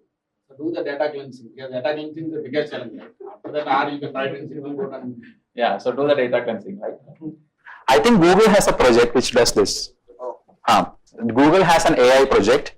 They are automating building a model. Building a machine learning model is a challenge. So they are automating that process. So there is a machine learning to build machine learning, like the movie Inception. There is a conference where all these companies will showcase their products like Sony, LG. So LG had a fridge. It's a refrigerator. It's not something new, but they have a AI-based refrigerator. Everything is AI, including a refrigerator. So the refrigerator will now think for you. Okay, so you don't have to think. Now this refrigerator, if you keep food, like chicken you keep, it can understand whether chicken is old or whether it is ruined. So if the chicken is getting old, what it will do? It will remind you. You have to prepare the chicken. Now it will download a recipe and send it to your microwave oven. So you just need to take it from here and keep it there, and then the dish is ready. Microwave oven knows how to talk to fridge and refrigerator. So they're all connected except you. I mean, I don't know where they are heading. I'm saying. When you said that the judgment copy of so many pages are getting converted, Right. I was just thinking, I didn't ask that question. So is there an app that the judge should get an input? These are all the arguments or whatever is there. Yes. So you can give these three judgments. Option 1, 2, 3 like that. Not so for that the judge. one he works up. That is already there. That is not for the judge. Okay, judge may not use it because judge is human. That's an option. So IBM has a product. It's called Watson, which does this. IBM Watson. That is for the people. Like in US and all, it is very popular. If you are in US, like this legal opinion is very costly. Let's say you want to sue somebody for 1 million, you first have to pay 2 million to the advocate, right? So it's very costly, you know that. So this IBM Watson, they have a robo lawyer. What it does, you go to Watson, you feed all the data, it will tell you the success rate of your case, how you should, what you should produce in the court, etc., by comparing all this. Now, the startup company I said, they are doing similar. They are doing the same thing on section 420, which is cheating. In India, we have something called section 420. That is cheating. And cheating is very interesting. Let me tell you. No, it's very interesting. I can say, you cheated me, and you will go to jail. I mean, what I'm saying is that cheating is a very strong clause. So if I give a request in the police station saying that, I'm saying that you cheated me. So to some reason, they have to take up a case. So now that is a bit of problem because as per the government, cheating has to be taken very seriously. But a lot of people simply give a case saying that he cheated me. So these guys are now analyzing this 420, wherein if in later case, if somebody files a case, the system can understand and predict that if you proceed with all this evidence, as per the record, you may not win or may win. This is the chance of winning, etc. That's already happening. And since I am a trainer, I get to know a lot of this because I work independently. So many companies call me, many organizations call me for training. So, and usually I train on big data and cloud, but these are all connected. Yeah, so Spark streaming is there. This guy is very interesting. Why this is interesting? Because Spark has a lot of, advantages when it comes to big data. Spark is probably the fastest processing engine right now we have on big data. And that is why people do use Spark a lot. And also Spark has, so another advantage is that Spark can do a variety of workloads. Using Spark, you can write SQL queries, you can do machine learning, you can do real-time analytics, you can do batch analytics, everything. So you learn one framework and it can do many things. That is Spark. So Spark has become very popular. So that's what I'm saying. The real-time part of Spark is Spark streaming. Then you have Spark SQL and Spark R. So it has multiple components. So if I simply say Spark, it is a batch processing system. Like it takes the data, process and give you output. Spark streaming is where it runs in real time and give you the output. So very so my major area is big data, right? So for the last 2-3 years, 90% of the trainings are on Spark. So when the client comes for a call, So previously for the big data trainings, they will say what are the topics you will cover. I will say MapReduce is there, Hive is there, Pig is there, okay, Kafka is there. So now they will say, are you covering Spark? So the participants want 80% of Spark, then you can cover other tools also. Spark is very popular actually these days. Most of my trainings are actually on Spark. It's very powerful also. So it's not just popular, it is very powerful also, right? So these are all the processing engines you can get in Hadoop. So when you download or get Hadoop, you don't get anything. And then you say that I want to analyze the data using Hive, using Pig, using Spark. There are a couple of more of them, but not so important. These are the execution engines which you get along with Hadoop normally, right? Now there is also somebody called HBase. This is slightly different.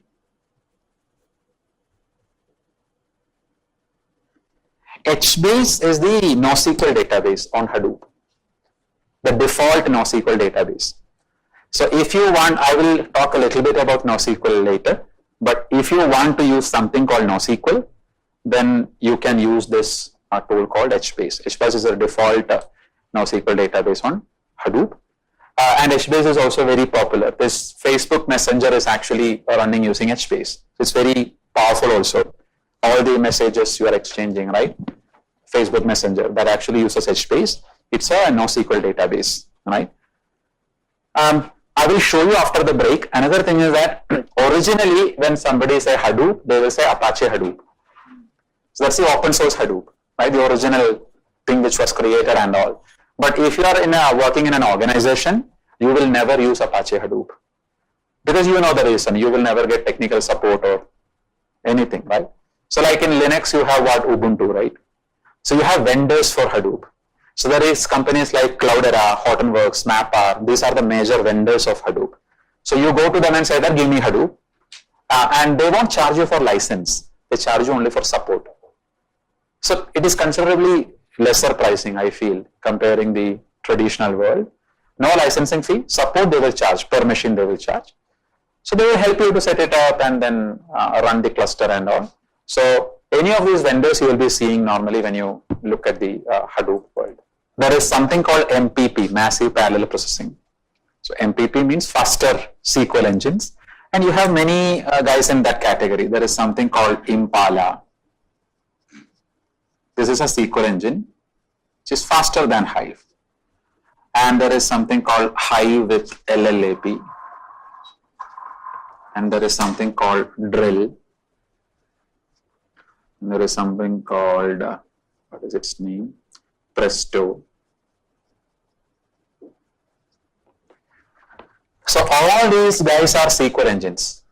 So this is basically batch processing, I can say.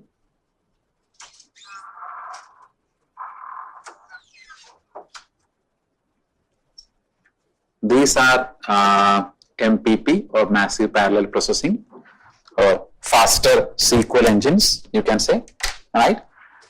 So depends on the use case. There is a definition as to whether somebody should use Impala or somebody should use Presto. These are all tools which evolved over a period of time, right? But they allow you to run SQL queries really fast on Hadoop. You can install them, right? So this is another layer where you can use SQL engines on big data. This is very popular, right? So when you come to this real-time analysis, right? So I was telling you that there is something called Spark streaming, which is actually reading that credit card swipe or debit card swipe and then sending the SMS and all. So this is done by somebody called Spark streaming, real time. But Spark streaming is not the only platform which does real time analytics. You have something called, what is its name? Storm. Storm is a real time analytics platform. There is also something called Flink.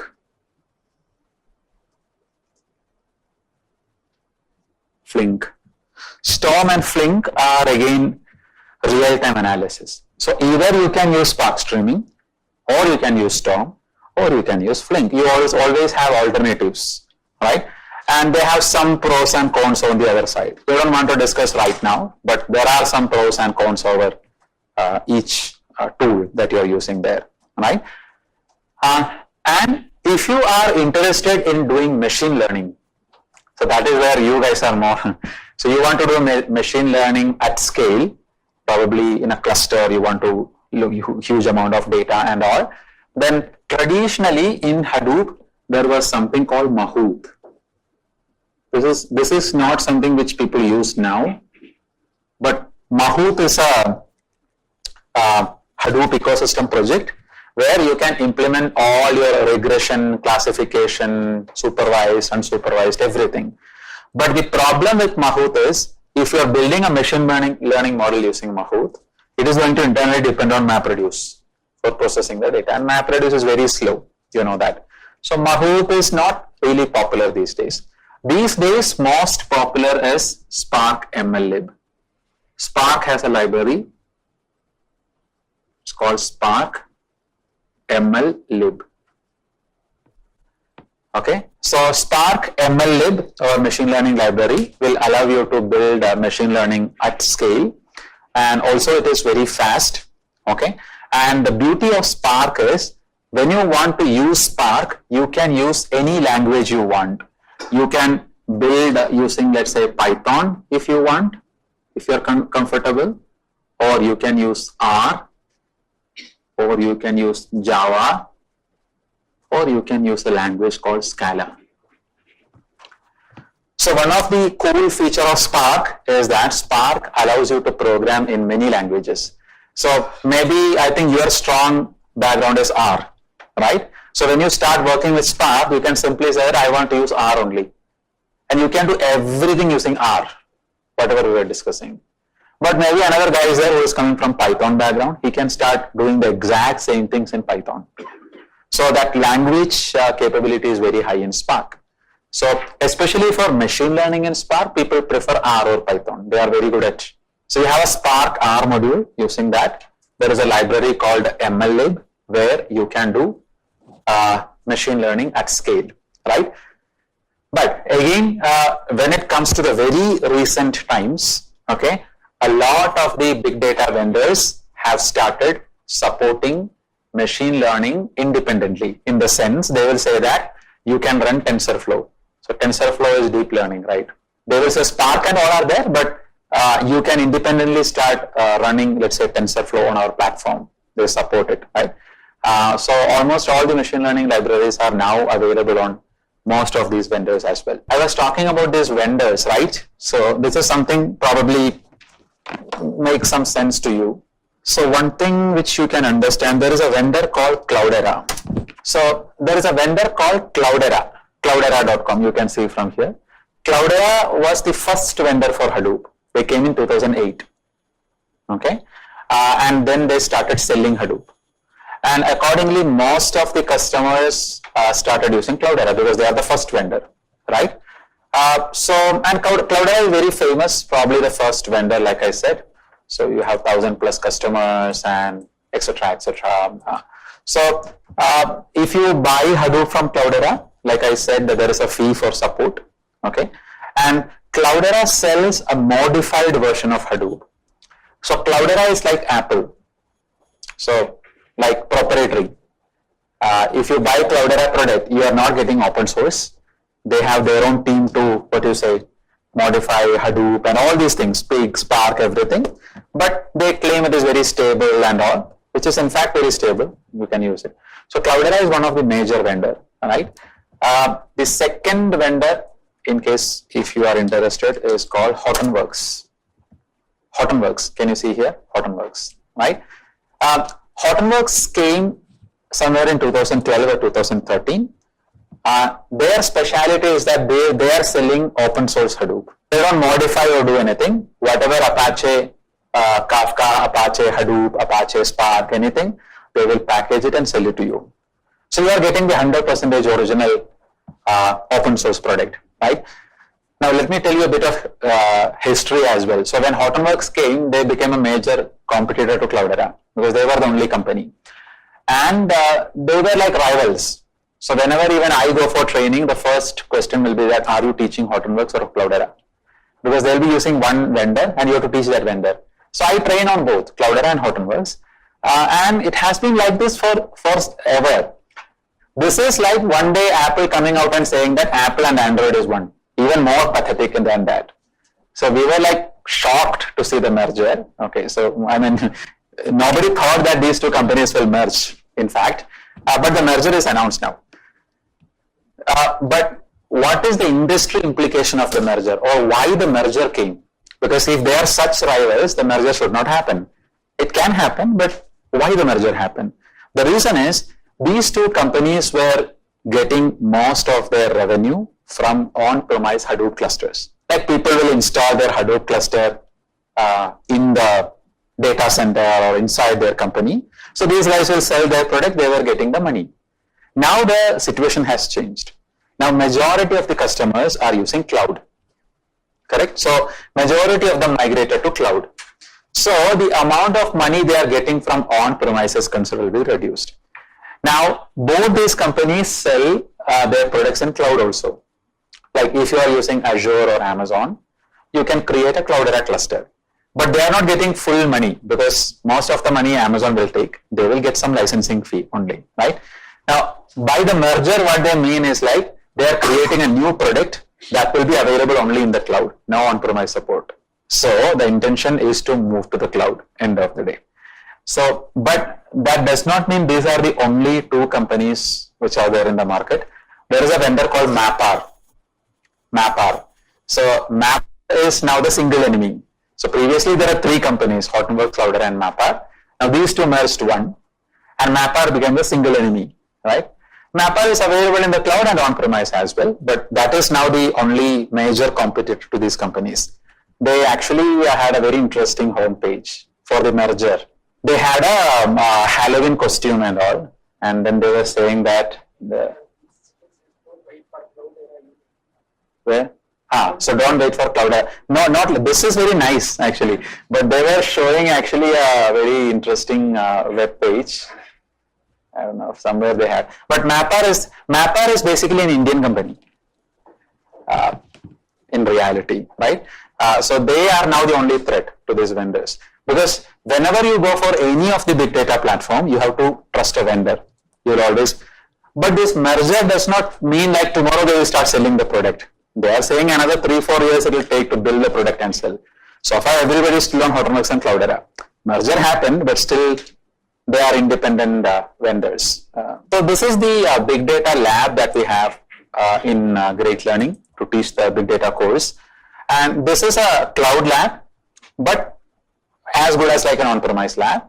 And this is running Cloudera. Okay, and if I have to just show you, this lab is actually on Hortonworks. And if you want to see the cluster, there is something called Ambari. Can you see? Ambari is the administrator's tool for managing a Hadoop cluster. Like you want to add a machine, remove a machine, add user, the admin will be using this UI called Ambari. So I can just go to Ambari. So this is a UI to the cluster. Can you see on the left hand side, there is HDFS, MapReduce, Hive, HBase, Pig, Scoop. I'll tell what is Oozie and Zookeeper, Flume, Kafka, Spark, Spark2, right? Mahout, Zeppelin, Mahout is machine learning, right? So all this is installed. It's a cluster. You can see 3 by 3. There are 3 machines in this cluster. It's a lab. So I can just go to the host menu. And these are the 3 machines. There are 4 machines. 1 machine is down, this guy. I don't know why. But remaining 3 machines are active. This is their cluster. This is just a lab for practicing. We use for a lot of courses and all. But you can see all these services which we were talking about is installed in this cluster. I think I did not speak about Oozie and Zookeeper. Oozie is a scheduler, workflow scheduler. Like, let's say you want to run a program every day at 10 o'clock. Scheduler, yeah, typical. So that is Oozie. Zookeeper is a coordination service. It is used to coordinate all the services together. So more or less like an admin thing. And Ambari, like I said, is the UI which we use. And you can see the host and all. And here you can actually access Hive and all. For example, there is something called Hive View. So so when somebody want to work with the lab, right? Or when somebody want to actually run some analysis or something, they will not be using the web UI. You can use the web UI, but in companies and all, they don't allow you to use the web UI. that is when you will be using this command line. So you actually has a web console. You can just click on this, and I can connect with one of the machines in the cluster. Let me just show you. Yeah, so I just logged into the cluster. So I'm actually on one machine, but part of the cluster. And I told you that Hive is the SQL engine, right? So if I just want to use, I can simply say Hive, and it will start Hive shell for me. So Hive is actually having a interactive shell. So this is Hive shell, and I can simply say use November 4. November 4 is a database I created, okay? And this looks like typical RDBMS. Then I can simply say show tables if I want to see all the tables. These are all the tables I have. And if I want to query a table, I can simply say select. It says select count star. So I just want to know how many rows are there in the table. Select count star from RE state. So this is the query I'm running, and you will see if I run this query, it will convert this query into a MapReduce program. This is actually a MapReduce job. How do I know? It will show MapReduce 2 phases. See, map 0, reduce 0, it comes. So it started the MapReduce job actually, and map 100, reduce 0. And then it will be over, map 100, and this is the answer. So even if I write a simple query like this here, it will convert to a MapReduce job and run it, and then only I'll see the final output is here. I think 686 or some number is there, right? So all the Hive queries actually gets converted to, so it's very slow, right? So normally in an RDBMS, if you run this query within a second, you will see the answer, but very slow. Because it is MapReduce, it is expected to be slow. CloudX Lab is actually a Bangalore-based startup company. So what they do, they have a cluster. They sell it to students to learn. Like if let's say I want to learn big data, I can pay some money, and they will allow me to access this. So from anywhere you can connect. It's very easy, right? If you have a browser in Amazon, so I will just log on to AWS, Amazon Cloud. Okay, I just want to show you one small thing. Yeah, so this is basically the Amazon's homepage where you can see all the services are listed, right? And we are not interested in all the services, right? We are particularly interested in big data services. So Amazon has a service called EMR. So you can simply search for EMR here. So Amazon has a service called Elastic MapReduce. Well, the service has the least to do with MapReduce. They're just calling it as Elastic MapReduce. Okay, and this is particularly a very, very useful service these days. Many organizations, like I said, are using this service. What is this service? It will allow you to create a big data cluster on the cloud within 5 to 10 minutes. So if somebody want to create a cluster, then analyze some data and then delete the cluster thereafter, you can set it up. It's very easy to do. So all you need to do is that click on this create cluster. So what you need to do is that if you have landed in the EMR page, you can click on this create cluster. Okay. And by default, you will land in something called quick options. You can click on this advanced option, right? And you can see what tools you need to install in the cluster. See, Hadoop is by default picked.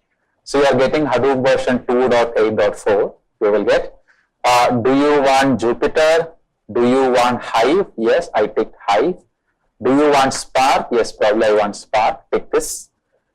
Zeppelin, Pace, HBase, probably I want HBase. Scoop, HCatalog, Pig, Zookeeper. So TensorFlow, see? So now TensorFlow is also there. So you want to do ML kind of stuff, right? You can just say. So as of now, I will say that I just want Hadoop, Hive, these tools, okay? And then you scroll down a bit and then you say next. And in the next page, you can ask how many machines you want in the cluster. So you see there is a master machine here, okay? And by default, you will get one master machine, that is default. And core machine, so Hadoop works in a master-slave architecture. There will be one master and many slave machines to do the job. So core machines are your slave machines, and how many slave machines you need, by default it is selected 2. So that means I can change this to 90 or 100 depending on your account limit. you will get. So I will say that I want one master instance and two slave instances. Okay.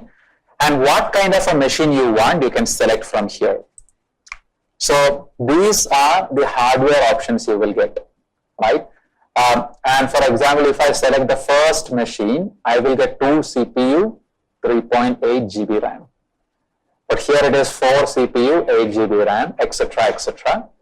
So probably we will stick with a smaller machine like 4 CPU and 8 GB RAM, something like this. Even for this, I will say this machine I want. I can just save it. So you can decide the configuration here, and I can say next. Again, say next. I can say this and security groups, and you can say starting. It just says starting, and probably in another 5 minutes or something, it will create a 3-node cluster and give it to me, and all the tools will be installed, whichever I ticked. Then I can simply upload the data and analyze the data. So this is the disposable cluster. There is a button called the terminate here. So once you are done with your activity, you terminate it. There is nothing else you can do. No. I simply have to check. It's a free account, right? What you Amazon actually gives you a 12-month free account. Yes, 1 year. Yeah, but that does not cover a lot of things. Yeah, I mean, they're very limited to choose the So the machines, so when you sign up with Amazon Web Services for the first time, they will say that we will give you a 1 year free subscription. And that's nice. Except it is not. So in that it is a very limited usage. So they will allow you to create machines with, let's say, 1 GB RAM. If you want 2 GB RAM, you have to pay. So my machines are actually 8 GB RAM. They will charge for sure, right? So in the free tier or the 12 months free access, you will have only limited resources which you can use free. Otherwise, everything else will be chargeable actually, right? But that is just to test Amazon, you know. You cannot really run any production workload in that machines. So this will be chargeable. So how much charge you have to pay, you have to check before creating the cluster. How do you check? Oh, that means I create and kept it. When you start, there is only one option, terminate. If you terminate, no charge. So in Amazon, you have upfront purchase. You can say, I want to run this for 1 year. They will give you the total bill, let's say it is $1,000. They will give you a discount on that. They'll say pay 800 or 600, something lesser amount. But I do not think that is applicable for everything. So the more important point is, even though I created an EMR cluster, now there is one problem with my cluster. There is only one problem with my cluster. The cluster will come up, everything is nice, but who is managing my cluster? I don't have any administrative access in the cluster. That is bad. So this is not what people do. This is for occasions where you just want to create a cluster and do something. But if in your company, if somebody says that, okay, we need to create our own Hadoop cluster, then what you do is that you will bring up, let's say 10 machines individually. You will install Linux in them, then you will install Hadoop in them manually, you will set it. That is possible. And then you will have full control. You will install Spark, you will remove Spark. Here everything is Amazon is doing. You are just asking for a cluster. So that is not really what people do in production setup, right? This is for ad hoc cluster. We call it as ad hoc cluster. You get it when you want it, then you delete it. Right? But this is also popular. EMR is very popular these days. Even a person without Hadoop knowledge can create it. That is, at least that is what they say. Whatever data that you store, they don't have any access to the data. But another point is, if you are doing EMR and all, your data must be in Amazon cloud. Otherwise, it doesn't make any sense. Let's say all my data is in my laptop. Let's say 1 terabyte data. I have to first upload it, right? So that doesn't make any sense. So this is good for customers whose product is already in Amazon. And many customers are there like Flipkart. Entire Flipkart is in Amazon. So for them it is easy. Everything is in Amazon. They add a service. Yeah. So it says cluster ready after last step completed. So now we have the full-fledged cluster, right? You can connect with the cluster, do the analysis, everything that you want. You have 3 machines in the cluster and they are running, right? And we can do all the analysis that we want. If I go to the cluster, right, it's already done, but what I can do, I can say I want one more cluster. I go to clusters and I say create cluster, and this is the place where we were doing, right? So I will just say next, and if I scroll down, very interestingly, I did not show you this because, if I scroll here, can you see this? Auto scaling, not enabled. So by default, this feature called auto scaling is not enabled, which means it will not work. But I can simply say I want to enable it. If I enable it, it will ask me, when do you want to add one machine? When do you want to remove one machine? That's the rule. One machine or more than one machine. So here by default it says when yarn memory is less than, so there is something called yarn memory, or I can add any rule. I can say that if the CPU, if the total CPU of two machines are more than 90%, then add one machine. Same concept here you are using, but here the only difference is that when you enable the rule, it is depending on the Hadoop resource utilization. That is why this yarn and all are coming. So you say if more programs are running or something, or my analytics is taking too long, let's say my query is taking 1 hour, add one more machine or remove one more machine. The beauty is that you can scale out and scale back. So when the load is less, they will automatically delete the machines. This you cannot do on premise. So I did not enable this because when I just created a cluster, but this is possible. Auto scaling is possible on EMR by default. What we do is that, let's say this is the Hadoop cluster. One of the very common problems in every Hadoop cluster is resource management. Meaning, let's say you are running with 100 machines in the cluster. 100 machines means each machine will have some RAM. Imagine 4 GB RAM. So total RAM will be what? You have 400 GB RAM, correct? And CPU is also there. Let's say one processor, simple example. So you will have 100 processor core, right? Now, so these are some of the things which can help you even in machine learning or anywhere you go. Because this is a concept which nobody understands, but probably the most important concept when you start working, which is called resource management. Whenever you write any program, be it machine learning or normal learning, whatever you write, if it needs to be executed, it needs resources, right? So imagine this is a cluster, you are a developer, you wrote a program, okay? You wrote a SQL query. This SQL query is analyzing 1 terabyte of data. So if the SQL query want to run, it requires some RAM, some CPU from the cluster. Who will give this? How this will give? So on and so forth, right? So by default in Hadoop, there is a component called yarn. I did not talk about this, but there is a component called yarn in Hadoop. It's an integral part. Yarn is the resource manager. So yarn will decide resource management normally. So in a very normal cluster where there are not many programs running, you don't have to bother. If you submit a query or a program, yarn will allocate the resources to run.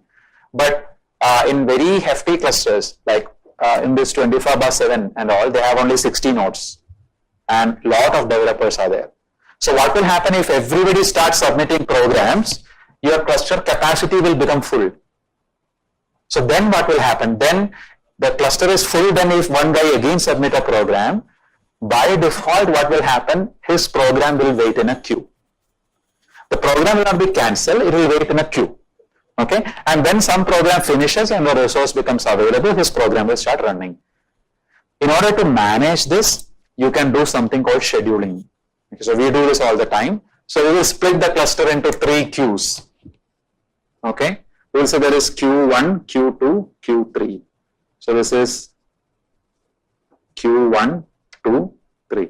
This is all the developers. This is all the testers. This is all the R&D team. And developers, we will say they will get 60% of the resources. Testing team get 20% and R&D get 20. So if you are a developer, when you submit your query, automatically the query will go to the developer queue, which has 60% of the cluster resource, right? Or if you are a tester, you get only 20%. So that way you have to control, and that is very important when in production, because writing a program may not be the big deal in production setup. Running it is very big deal, actually. And there are many programs which are not very critical. So if you have non-critical programs, you will schedule. This is a way to manage the total resources among multiple users. user management basically, right? Considering on-premise cluster, right? And then there are rules who can take which queue, how much resource you can take. Otherwise, everybody starts submitting their program, and you can also have priorities. So one of your customer want a report every day 10 o'clock. Now to generate that report, your BI tool has to connect with Hive. So your Tableau, right? Tableau has a Hive connector. Tableau can connect with Hive. So if you have a table in Hive, Tableau can fire a query and visualize the data. So your customer is saying that I need a Tableau report every day 10 o'clock. So Tableau has to connect with Hive and fire a query. So at 10 o'clock, if your cluster is busy, what will happen? Your customer will not get the report. SLA will be broken, right? So that time you can have priority. For this customer, this query, it will run. Other jobs can wait. So resource management is a great headache. I have worked as a Hadoop admin for an year and a half. Not because of my passion, because of the circumstances, because the existing admin quit and there was nobody else, so I became the admin. I had no clue what is the role of an admin. Everybody will start complaining. Because I ran a query, the result is not coming. Because another a customer is creating problem. There is only one cluster, right? So resource management is the biggest headache in a Hadoop cluster. Everything else can run. And especially when you are running Spark programs and all. Spark is very memory intensive. The moment you run this, it will grab RAM like anything. So other programs will have to release it. They have to wait, right? And you cannot kill this program also because somebody might be doing some analytics, right? So then you need to figure out a way in which, so that is where we are using this OZ. OZ is like your cron. In Linux, you have cron job, right? So what typically administrators will do, so developers will come and say that I want to run this job, this program. So they will ask, is it critical? No. More than 25/7. If I get 1 more hour, I'll schedule there also. It will be totally busy. Because another problem is that people don't want to invest a lot of money. You go to your management, and say that I want to add 10 more machines to the cluster. Why? What is the problem now? Where is your total cost of investment has gone? There's 100 questions you will get. So he will say, what is the problem with the existing cluster? That is why I'm paying you. You are the admin, right? So then, but your developer are not, they are restless. They are saying that my programs are slow. So that is when you are figuring out each and every slot and the program is running or not. You have to make sure. But again, it is customer centric. Okay. So if the customers are very strong, they will say that we are ready to pay money and all. You can, if it is your own projects and all, you don't really bother.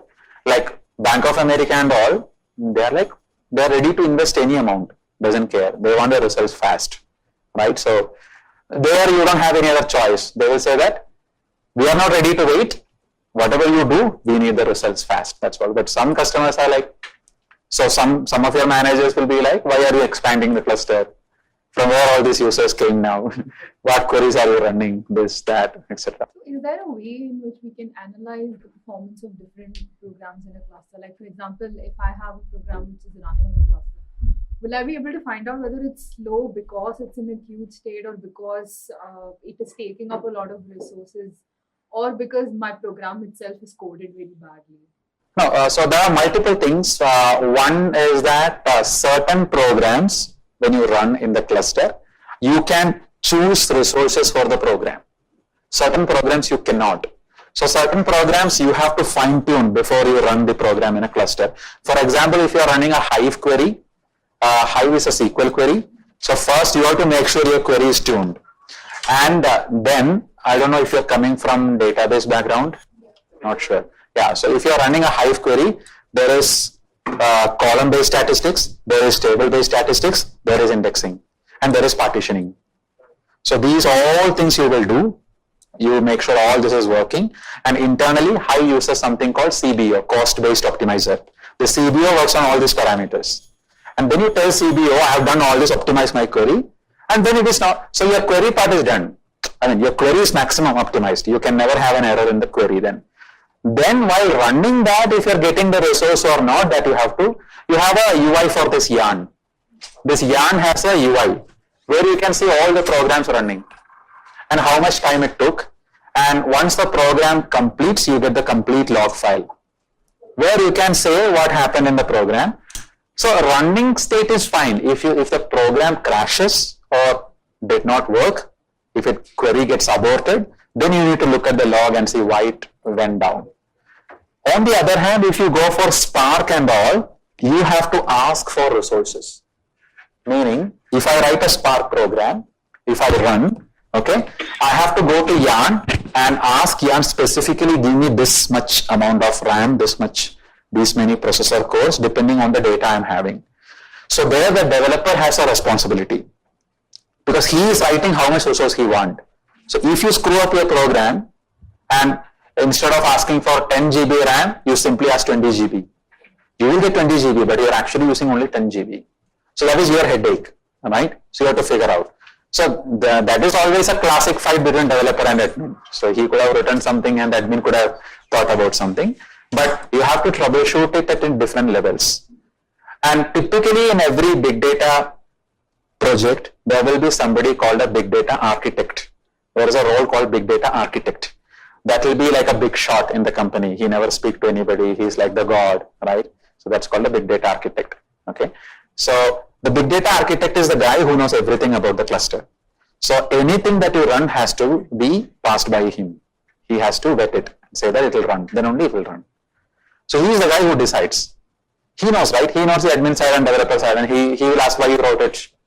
Why didn't you optimize it? Or he knows in and out of what you have written. So everything has to be usually, again, company to company, it can all vary. Some companies allow independently you write your own program. They may not have money to hire an architect at all, right? So they will say you run it. But in typical client-facing projects, we have an architect. And everything that you write has to be vet by him. And some projects actually use these 3 stages: dev, test, production. Dev test, typical dev test production is there. Some projects do not use it.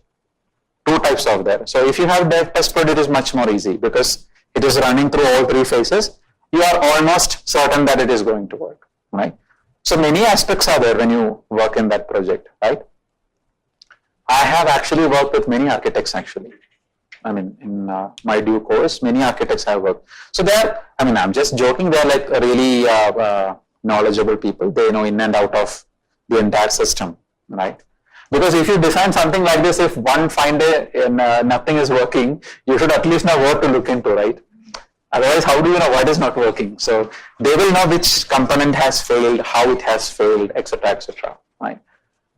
So admin will be there, architect also will be there. Usually, you will have an architect who will design the workflows and all.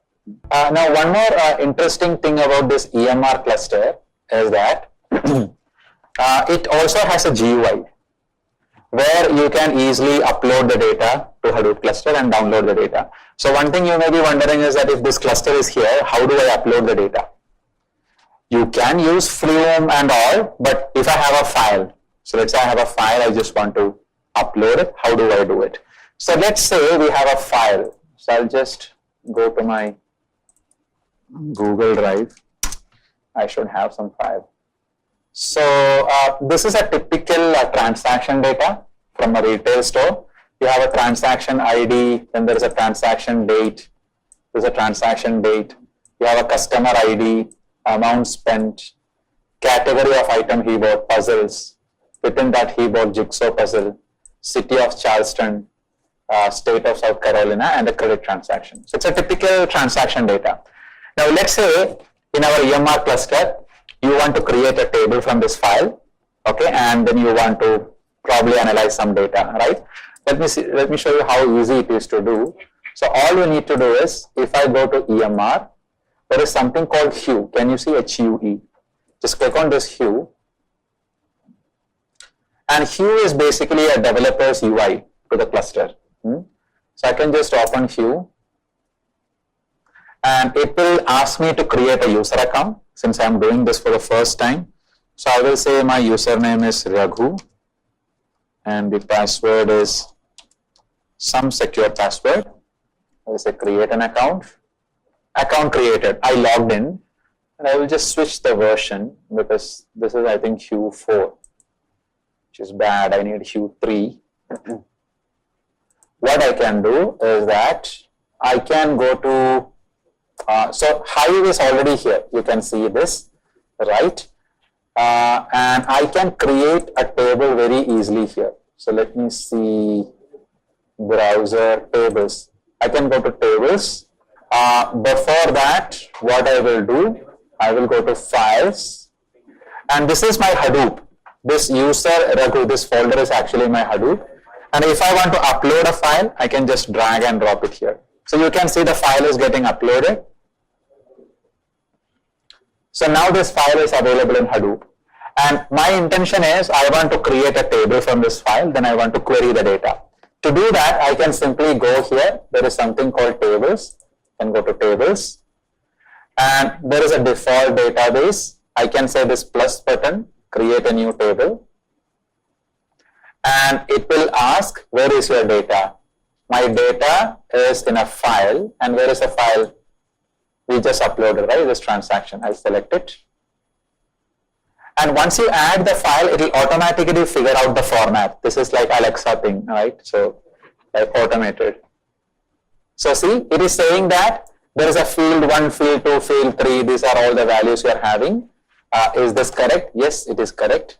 So I can simply say next. And it is going to automatically assign all the data types, string, double, to all the columns. I say submit. So I just click the submit. It is saying creating table default or transactions already exist. Yeah, the table already exists. Now I can just go here and again go to my tables menu. And there is a table called transaction. If I open this table, this is the sample data, right? And okay, so now the table is created. So you did not write the DDL statement. It automatically created. It internally wrote it. Now if I want to query that, I can simply go to query. Okay. And here I can say select star from TXNS1 limit, I don't know. Now the beauty is, let's look at the data. So I want to just query something different. I want to select all the data where some condition you want to give. What condition will you give? You can say where the state is California, right? Yeah. So that is which column? Last but one column. So here it is field 8, right? So I can say select star from transaction S1. Then what you say? Where? Field 8. Field 8 equal to single quotes or double quotes? I think single quotes. Single quotes, right? California. So I want to show you something. If I run this query, I will get the data. Now you can also visualize the data here. I can go here. Okay, see? I can select the type of visualization, pie chart. Well, this does not show anything because the query is simple, but you can have all these sorts of visualizations in the data. Scatter map, pie chart, bars. Remember your BI class? So Hue by default allows you to do the same things on big data. So it's very nice. You can also download the results as a CSV, as an Excel file, export as a PDF. So this tool Hue is available on EMR. So in this cluster, if you want to run Spark, you have to start a Spark shell. Okay, you have to say Spark R, but I may not be able to show you it completely here because it will take time. You need R knowledge, but you also need to understand Spark a little bit. So there is something called RDDs and data frames, and we need some data also to build. But you have to start so Spark works on the command line. Normally, you can use GUI, but that's not very effective. There is a Spark shell you have to start. In that shell, you have to type the commands that you require. Okay, I want to show you one more thing. I told you there is a UI for Resource Manager. Here it is. You were asking how do you look at the jobs you are running, right? Can you see here? yarn, yarn, yarn. So 3 queries we ran, all 3 here. Can you see? Now some of them failed. So this, if you look at here, now it is not showing that because it is an internal IP. That is why it is throwing an error. But it says accepted, default and all. So you can troubleshoot from the logs. For EMR, there is a problem with logs actually, but in the yarn window, you can see that you can run the queries and see the output here. So this is the Spark history server. There is something called Spark history server where all the, so no application found. If you're doing something in Spark and you close it, it should come here. So I will terminate the cluster. In Amazon, I told you there is something called S3 also. This is Amazon S3. This is where you can store, like I said, unlimited data. You can see all this data, right? But I don't have much data, but if you open, you can just upload the data like this. So very easily you can upload the data. And S3 is like an FTP server. You just upload it and keep it there. You cannot modify the data. Just dump it and download it. That's all. The idea is to talk about big data, right? So I must also tell you at least a bit about something called NoSQL, right? Maybe not in depth, but like many people asked questions also. So normally your RDBMS systems and all are built on the idea of SQL. You know what it is. I don't have to teach, right?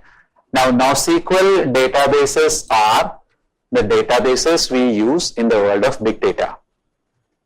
So the simple definition is that this is a database which you use in big data. Why? Because Hadoop and all are not databases. Hadoop and all are analytical platforms. So what if you have a requirement where you need a real-time response for huge amount of data, like an RDBMS. So what is the primary purpose of an RDBMS? Client interaction. Somebody is interacting, they should get the output very fast, right? What is the same thing you want to achieve with big data? Then you will be using something called NoSQL databases.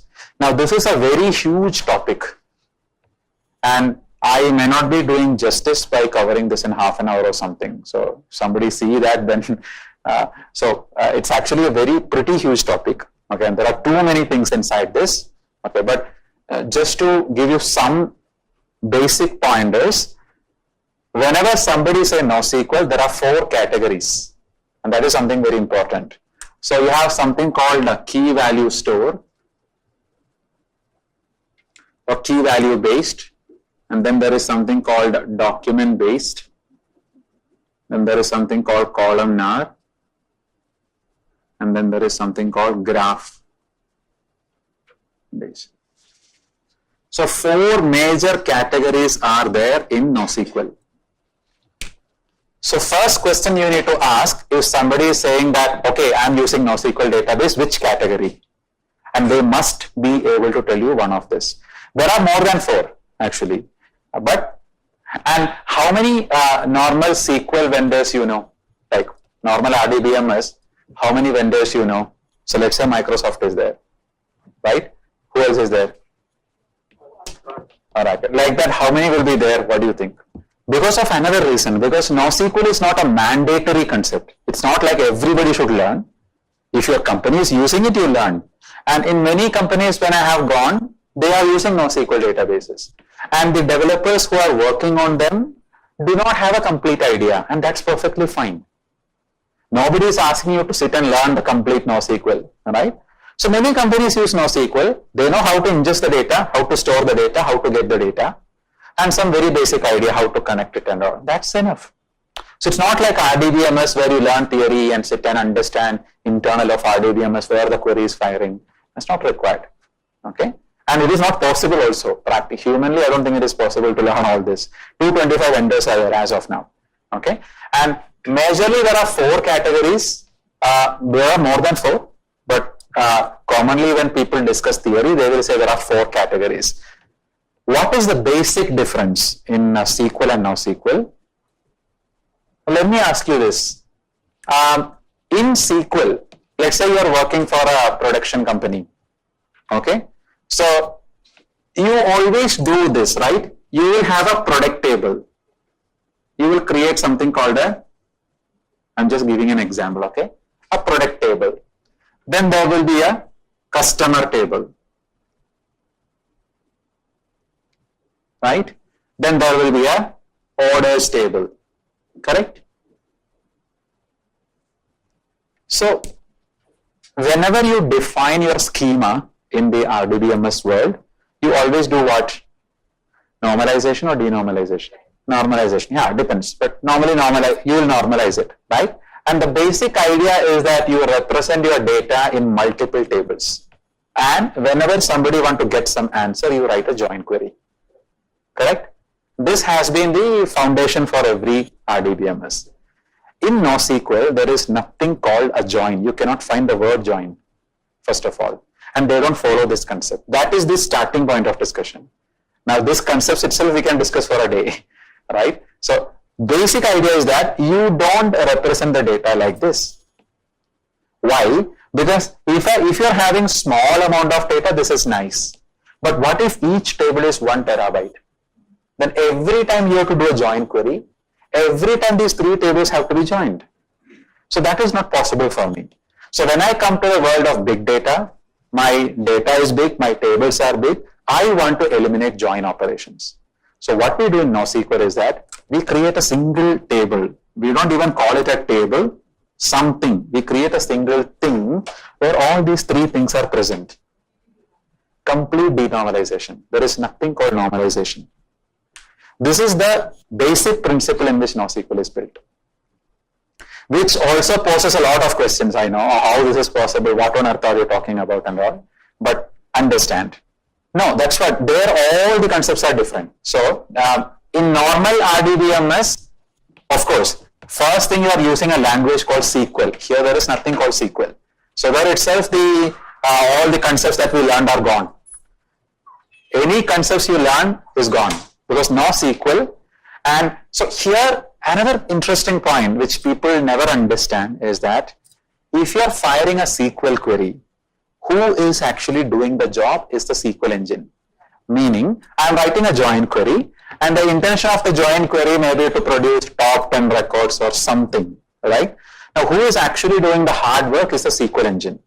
And that is why it is slow. In a NoSQL database, the NoSQL database will never do a hard job.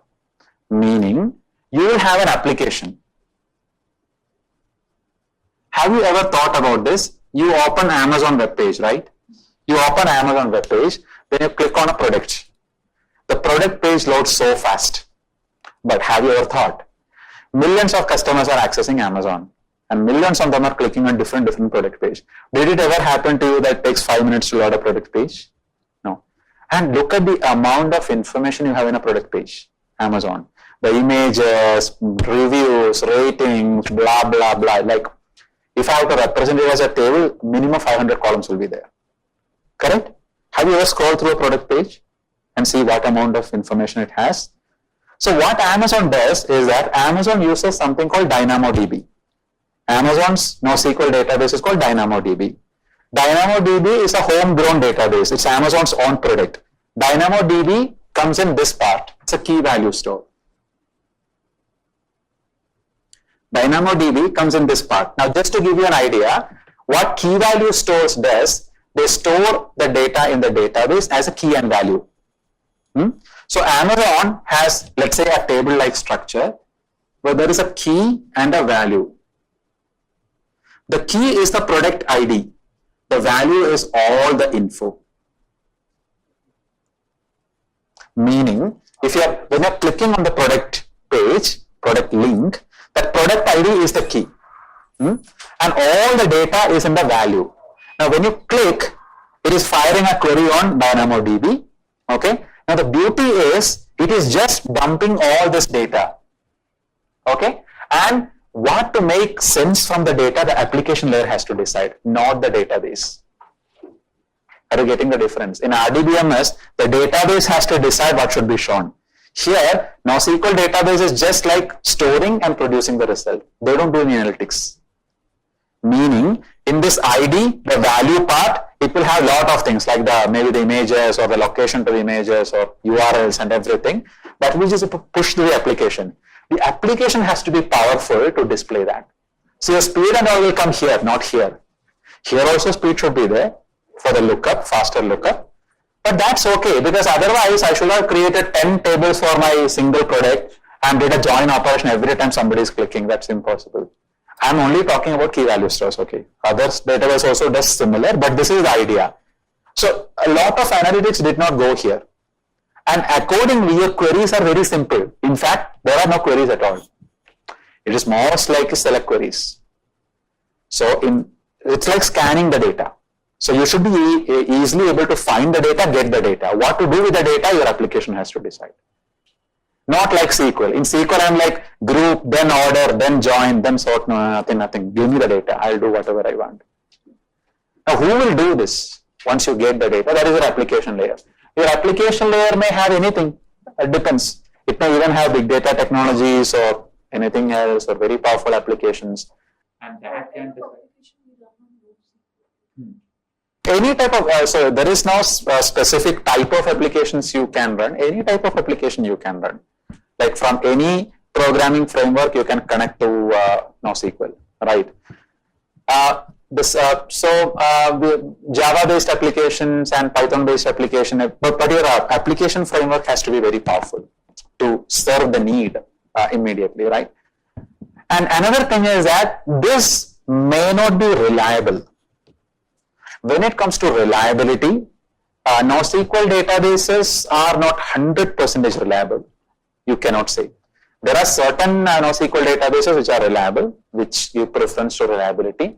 Not reliable in the sense, well, the reliability is actually built using something called a base. So like I said in ACID, here there is something called base.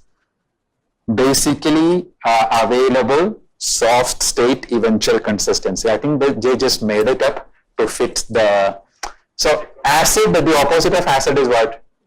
Base. Then they figured out what each letter stands for, all right? So it is basically available soft state eventual consistency, basically. But that is a principle which guides NoSQL databases. When I say not reliable, these NoSQL databases are usually installed in a cluster, very much like Hadoop, like 50 machines, 30 machines and all. So when some of the machines crashes, will your service be available or not? So that they can sacrifice. So there are some NoSQL databases in which you may get a connection timed out error, the query may not run, but they may have sacrificed that for speed. They may be really faster, right?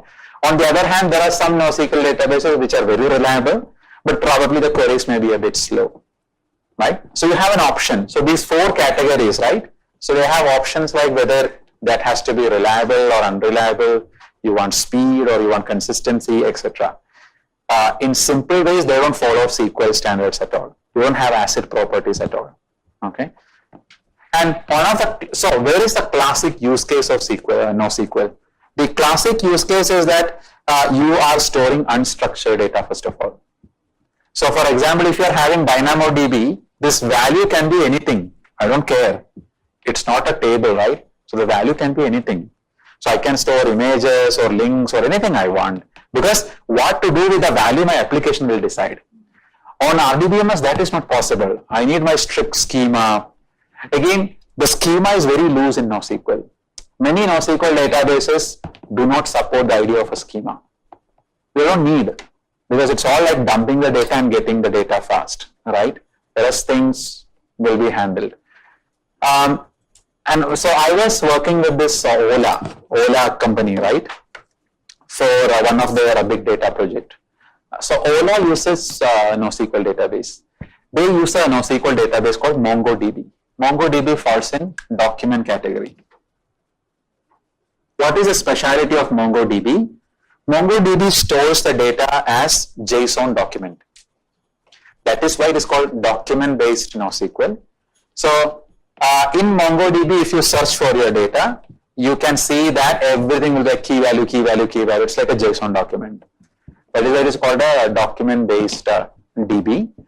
So I'm giving you a real use case, right? So what Ola does, what is Ola's requirement?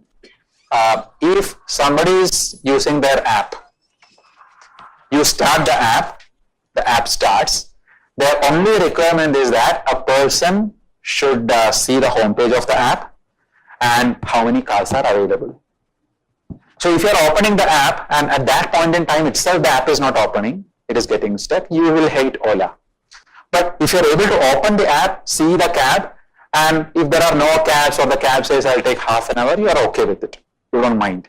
Even if you call a cab, he cancels in the middle, you are okay. Because you are stuck. And you will either use Ola or Uber. But you don't want a situation where the app itself is not opening. So what Ola does, MongoDB is used to manage the connections, initial connections. Meaning, they have all the driver data, how many drivers are there, how many cabs are there with their location stored in MongoDB. And all the user data also. So when you're opening the app, your connection is actually hitting MongoDB. And since MongoDB is a distributed database, it can accept 1 billion connections simultaneously. No problem. And the queries are faster. So you're able to open the app, see the cab, and you're happy. But when you actually book the cab and when you pay money and all, MongoDB is not in picture. It's RDBMS. Because you cannot say that the money is halfway. You need reliability. Right? So MongoDB is giving the best shot. In a worse situation, maybe you will not see any cab also. Possible. App may get stuck. But that's okay. Because so there my requirement, business requirement is that I want a lot of customers to be served at the same time. Like even if 1 million customer open app, connection should be established. And they should be able to, so when you're opening the app, it's a query. You're searching for cab. So that query is handled by MongoDB. So since it is a distributed database, it is really fast. So the queries will work. You will see that. I have never seen any time when Ola app gets stuck. You can see the cars and all initially. Later, it's a different story, right? So there, they don't really care about reliability and all. All they care is the user should be able to use it. The same story applies to IRCTC. IRCTC was on traditional platform. Now they are either on MongoDB or Cassandra. You can see the difference if you log in. Only reason is this thing. But again, I'm telling you, I'm logging into IRCTC, right? And I want to book a train. We are in Bangalore. I want to book from Bangalore to Chennai, imagine, right? So I'm doing searching, connection searching, everything is nice. And when I search, there is like 20 tickets in third AC. Then I go to transaction. I booked. I'm in waiting list 100. There is no, there is no relation between them because my initial search and connection and everything is handled by NoSQL, right? And the type of NoSQL IRCT uses, they sacrifice consistency. That is why if you log in, you will see 100 seats available, I will see 20 seats available. That's okay. Consistency is sacrificed, but connection speed is there. So end of the day, when your transaction happens, it is RDBMS. It cannot say 100 is there, 20 is there. It will look at the current seat status and book it. That is why you will end up in a waiting list even if you see what you say. So consistency initially, but later you will have no, RDBMS will kick in and it will say that your actual ticket is this. But problem solved, right? People are able to log in, right? So that's what I'm saying. Most of the use cases of NoSQL, it is kind of like a best shot, right? Where you are able to serve a lot of customers in real time, but there are NoSQL databases which are highly reliable, like Cassandra I was saying. Cassandra and all are highly reliable, not like this, okay? So you can even use it for transactions. There are many customers who use Cassandra and all for transactions. Not financial, I'm saying, but very reliable and all. So columnar is where Cassandra comes in. Cassandra, HBase and all comes in. Graph is where Neo4j comes in. So in columnar database, they represent the data in a column format. That's why it's called columnar. In graph databases, the data is in graph format. Have you learned graph theory? So I want to build a model wherein I am analyzing all the flight data. How many flights are flying, how many delayed, how many cancelled, etc., around all the airports in the world, imagine. Now, I can Create a table, no doubt about it. Airport name, airport, that's fine. But a graph database will be a better solution for me. I can have all these edges as airports and the routes, and then I can add attributes to the routes. I can say in this route, this many flights are flying and why this flight got cancelled. So your entire data becomes represented in a graph format. And then you can write graph queries, not SQL queries.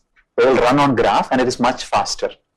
So in certain use cases, people prefer graph databases to speed up. Twitter uses graph database. You have this person, then he follows someone, and he follows someone. He tweeted, he retweeted. So this connection is actually graph. The entire Twitter is actually on graph database. So if you represent it like that, the queries can be faster. Because normally if I create a table, the table length will be like 1 million row, 2 million row, 3 million. Graph can reuse it, right? So the relations can reuse it and the queries are much faster there. So they use their own format of queries and all, it's not SQL and all. Graph database, one classic example is Neo4j. Neo4j is actually the first company to come up with a NoSQL solution.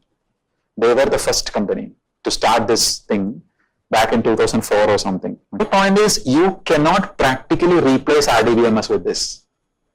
You may be able to do it, but with very careful observation, right? Because these two guys have nothing in common.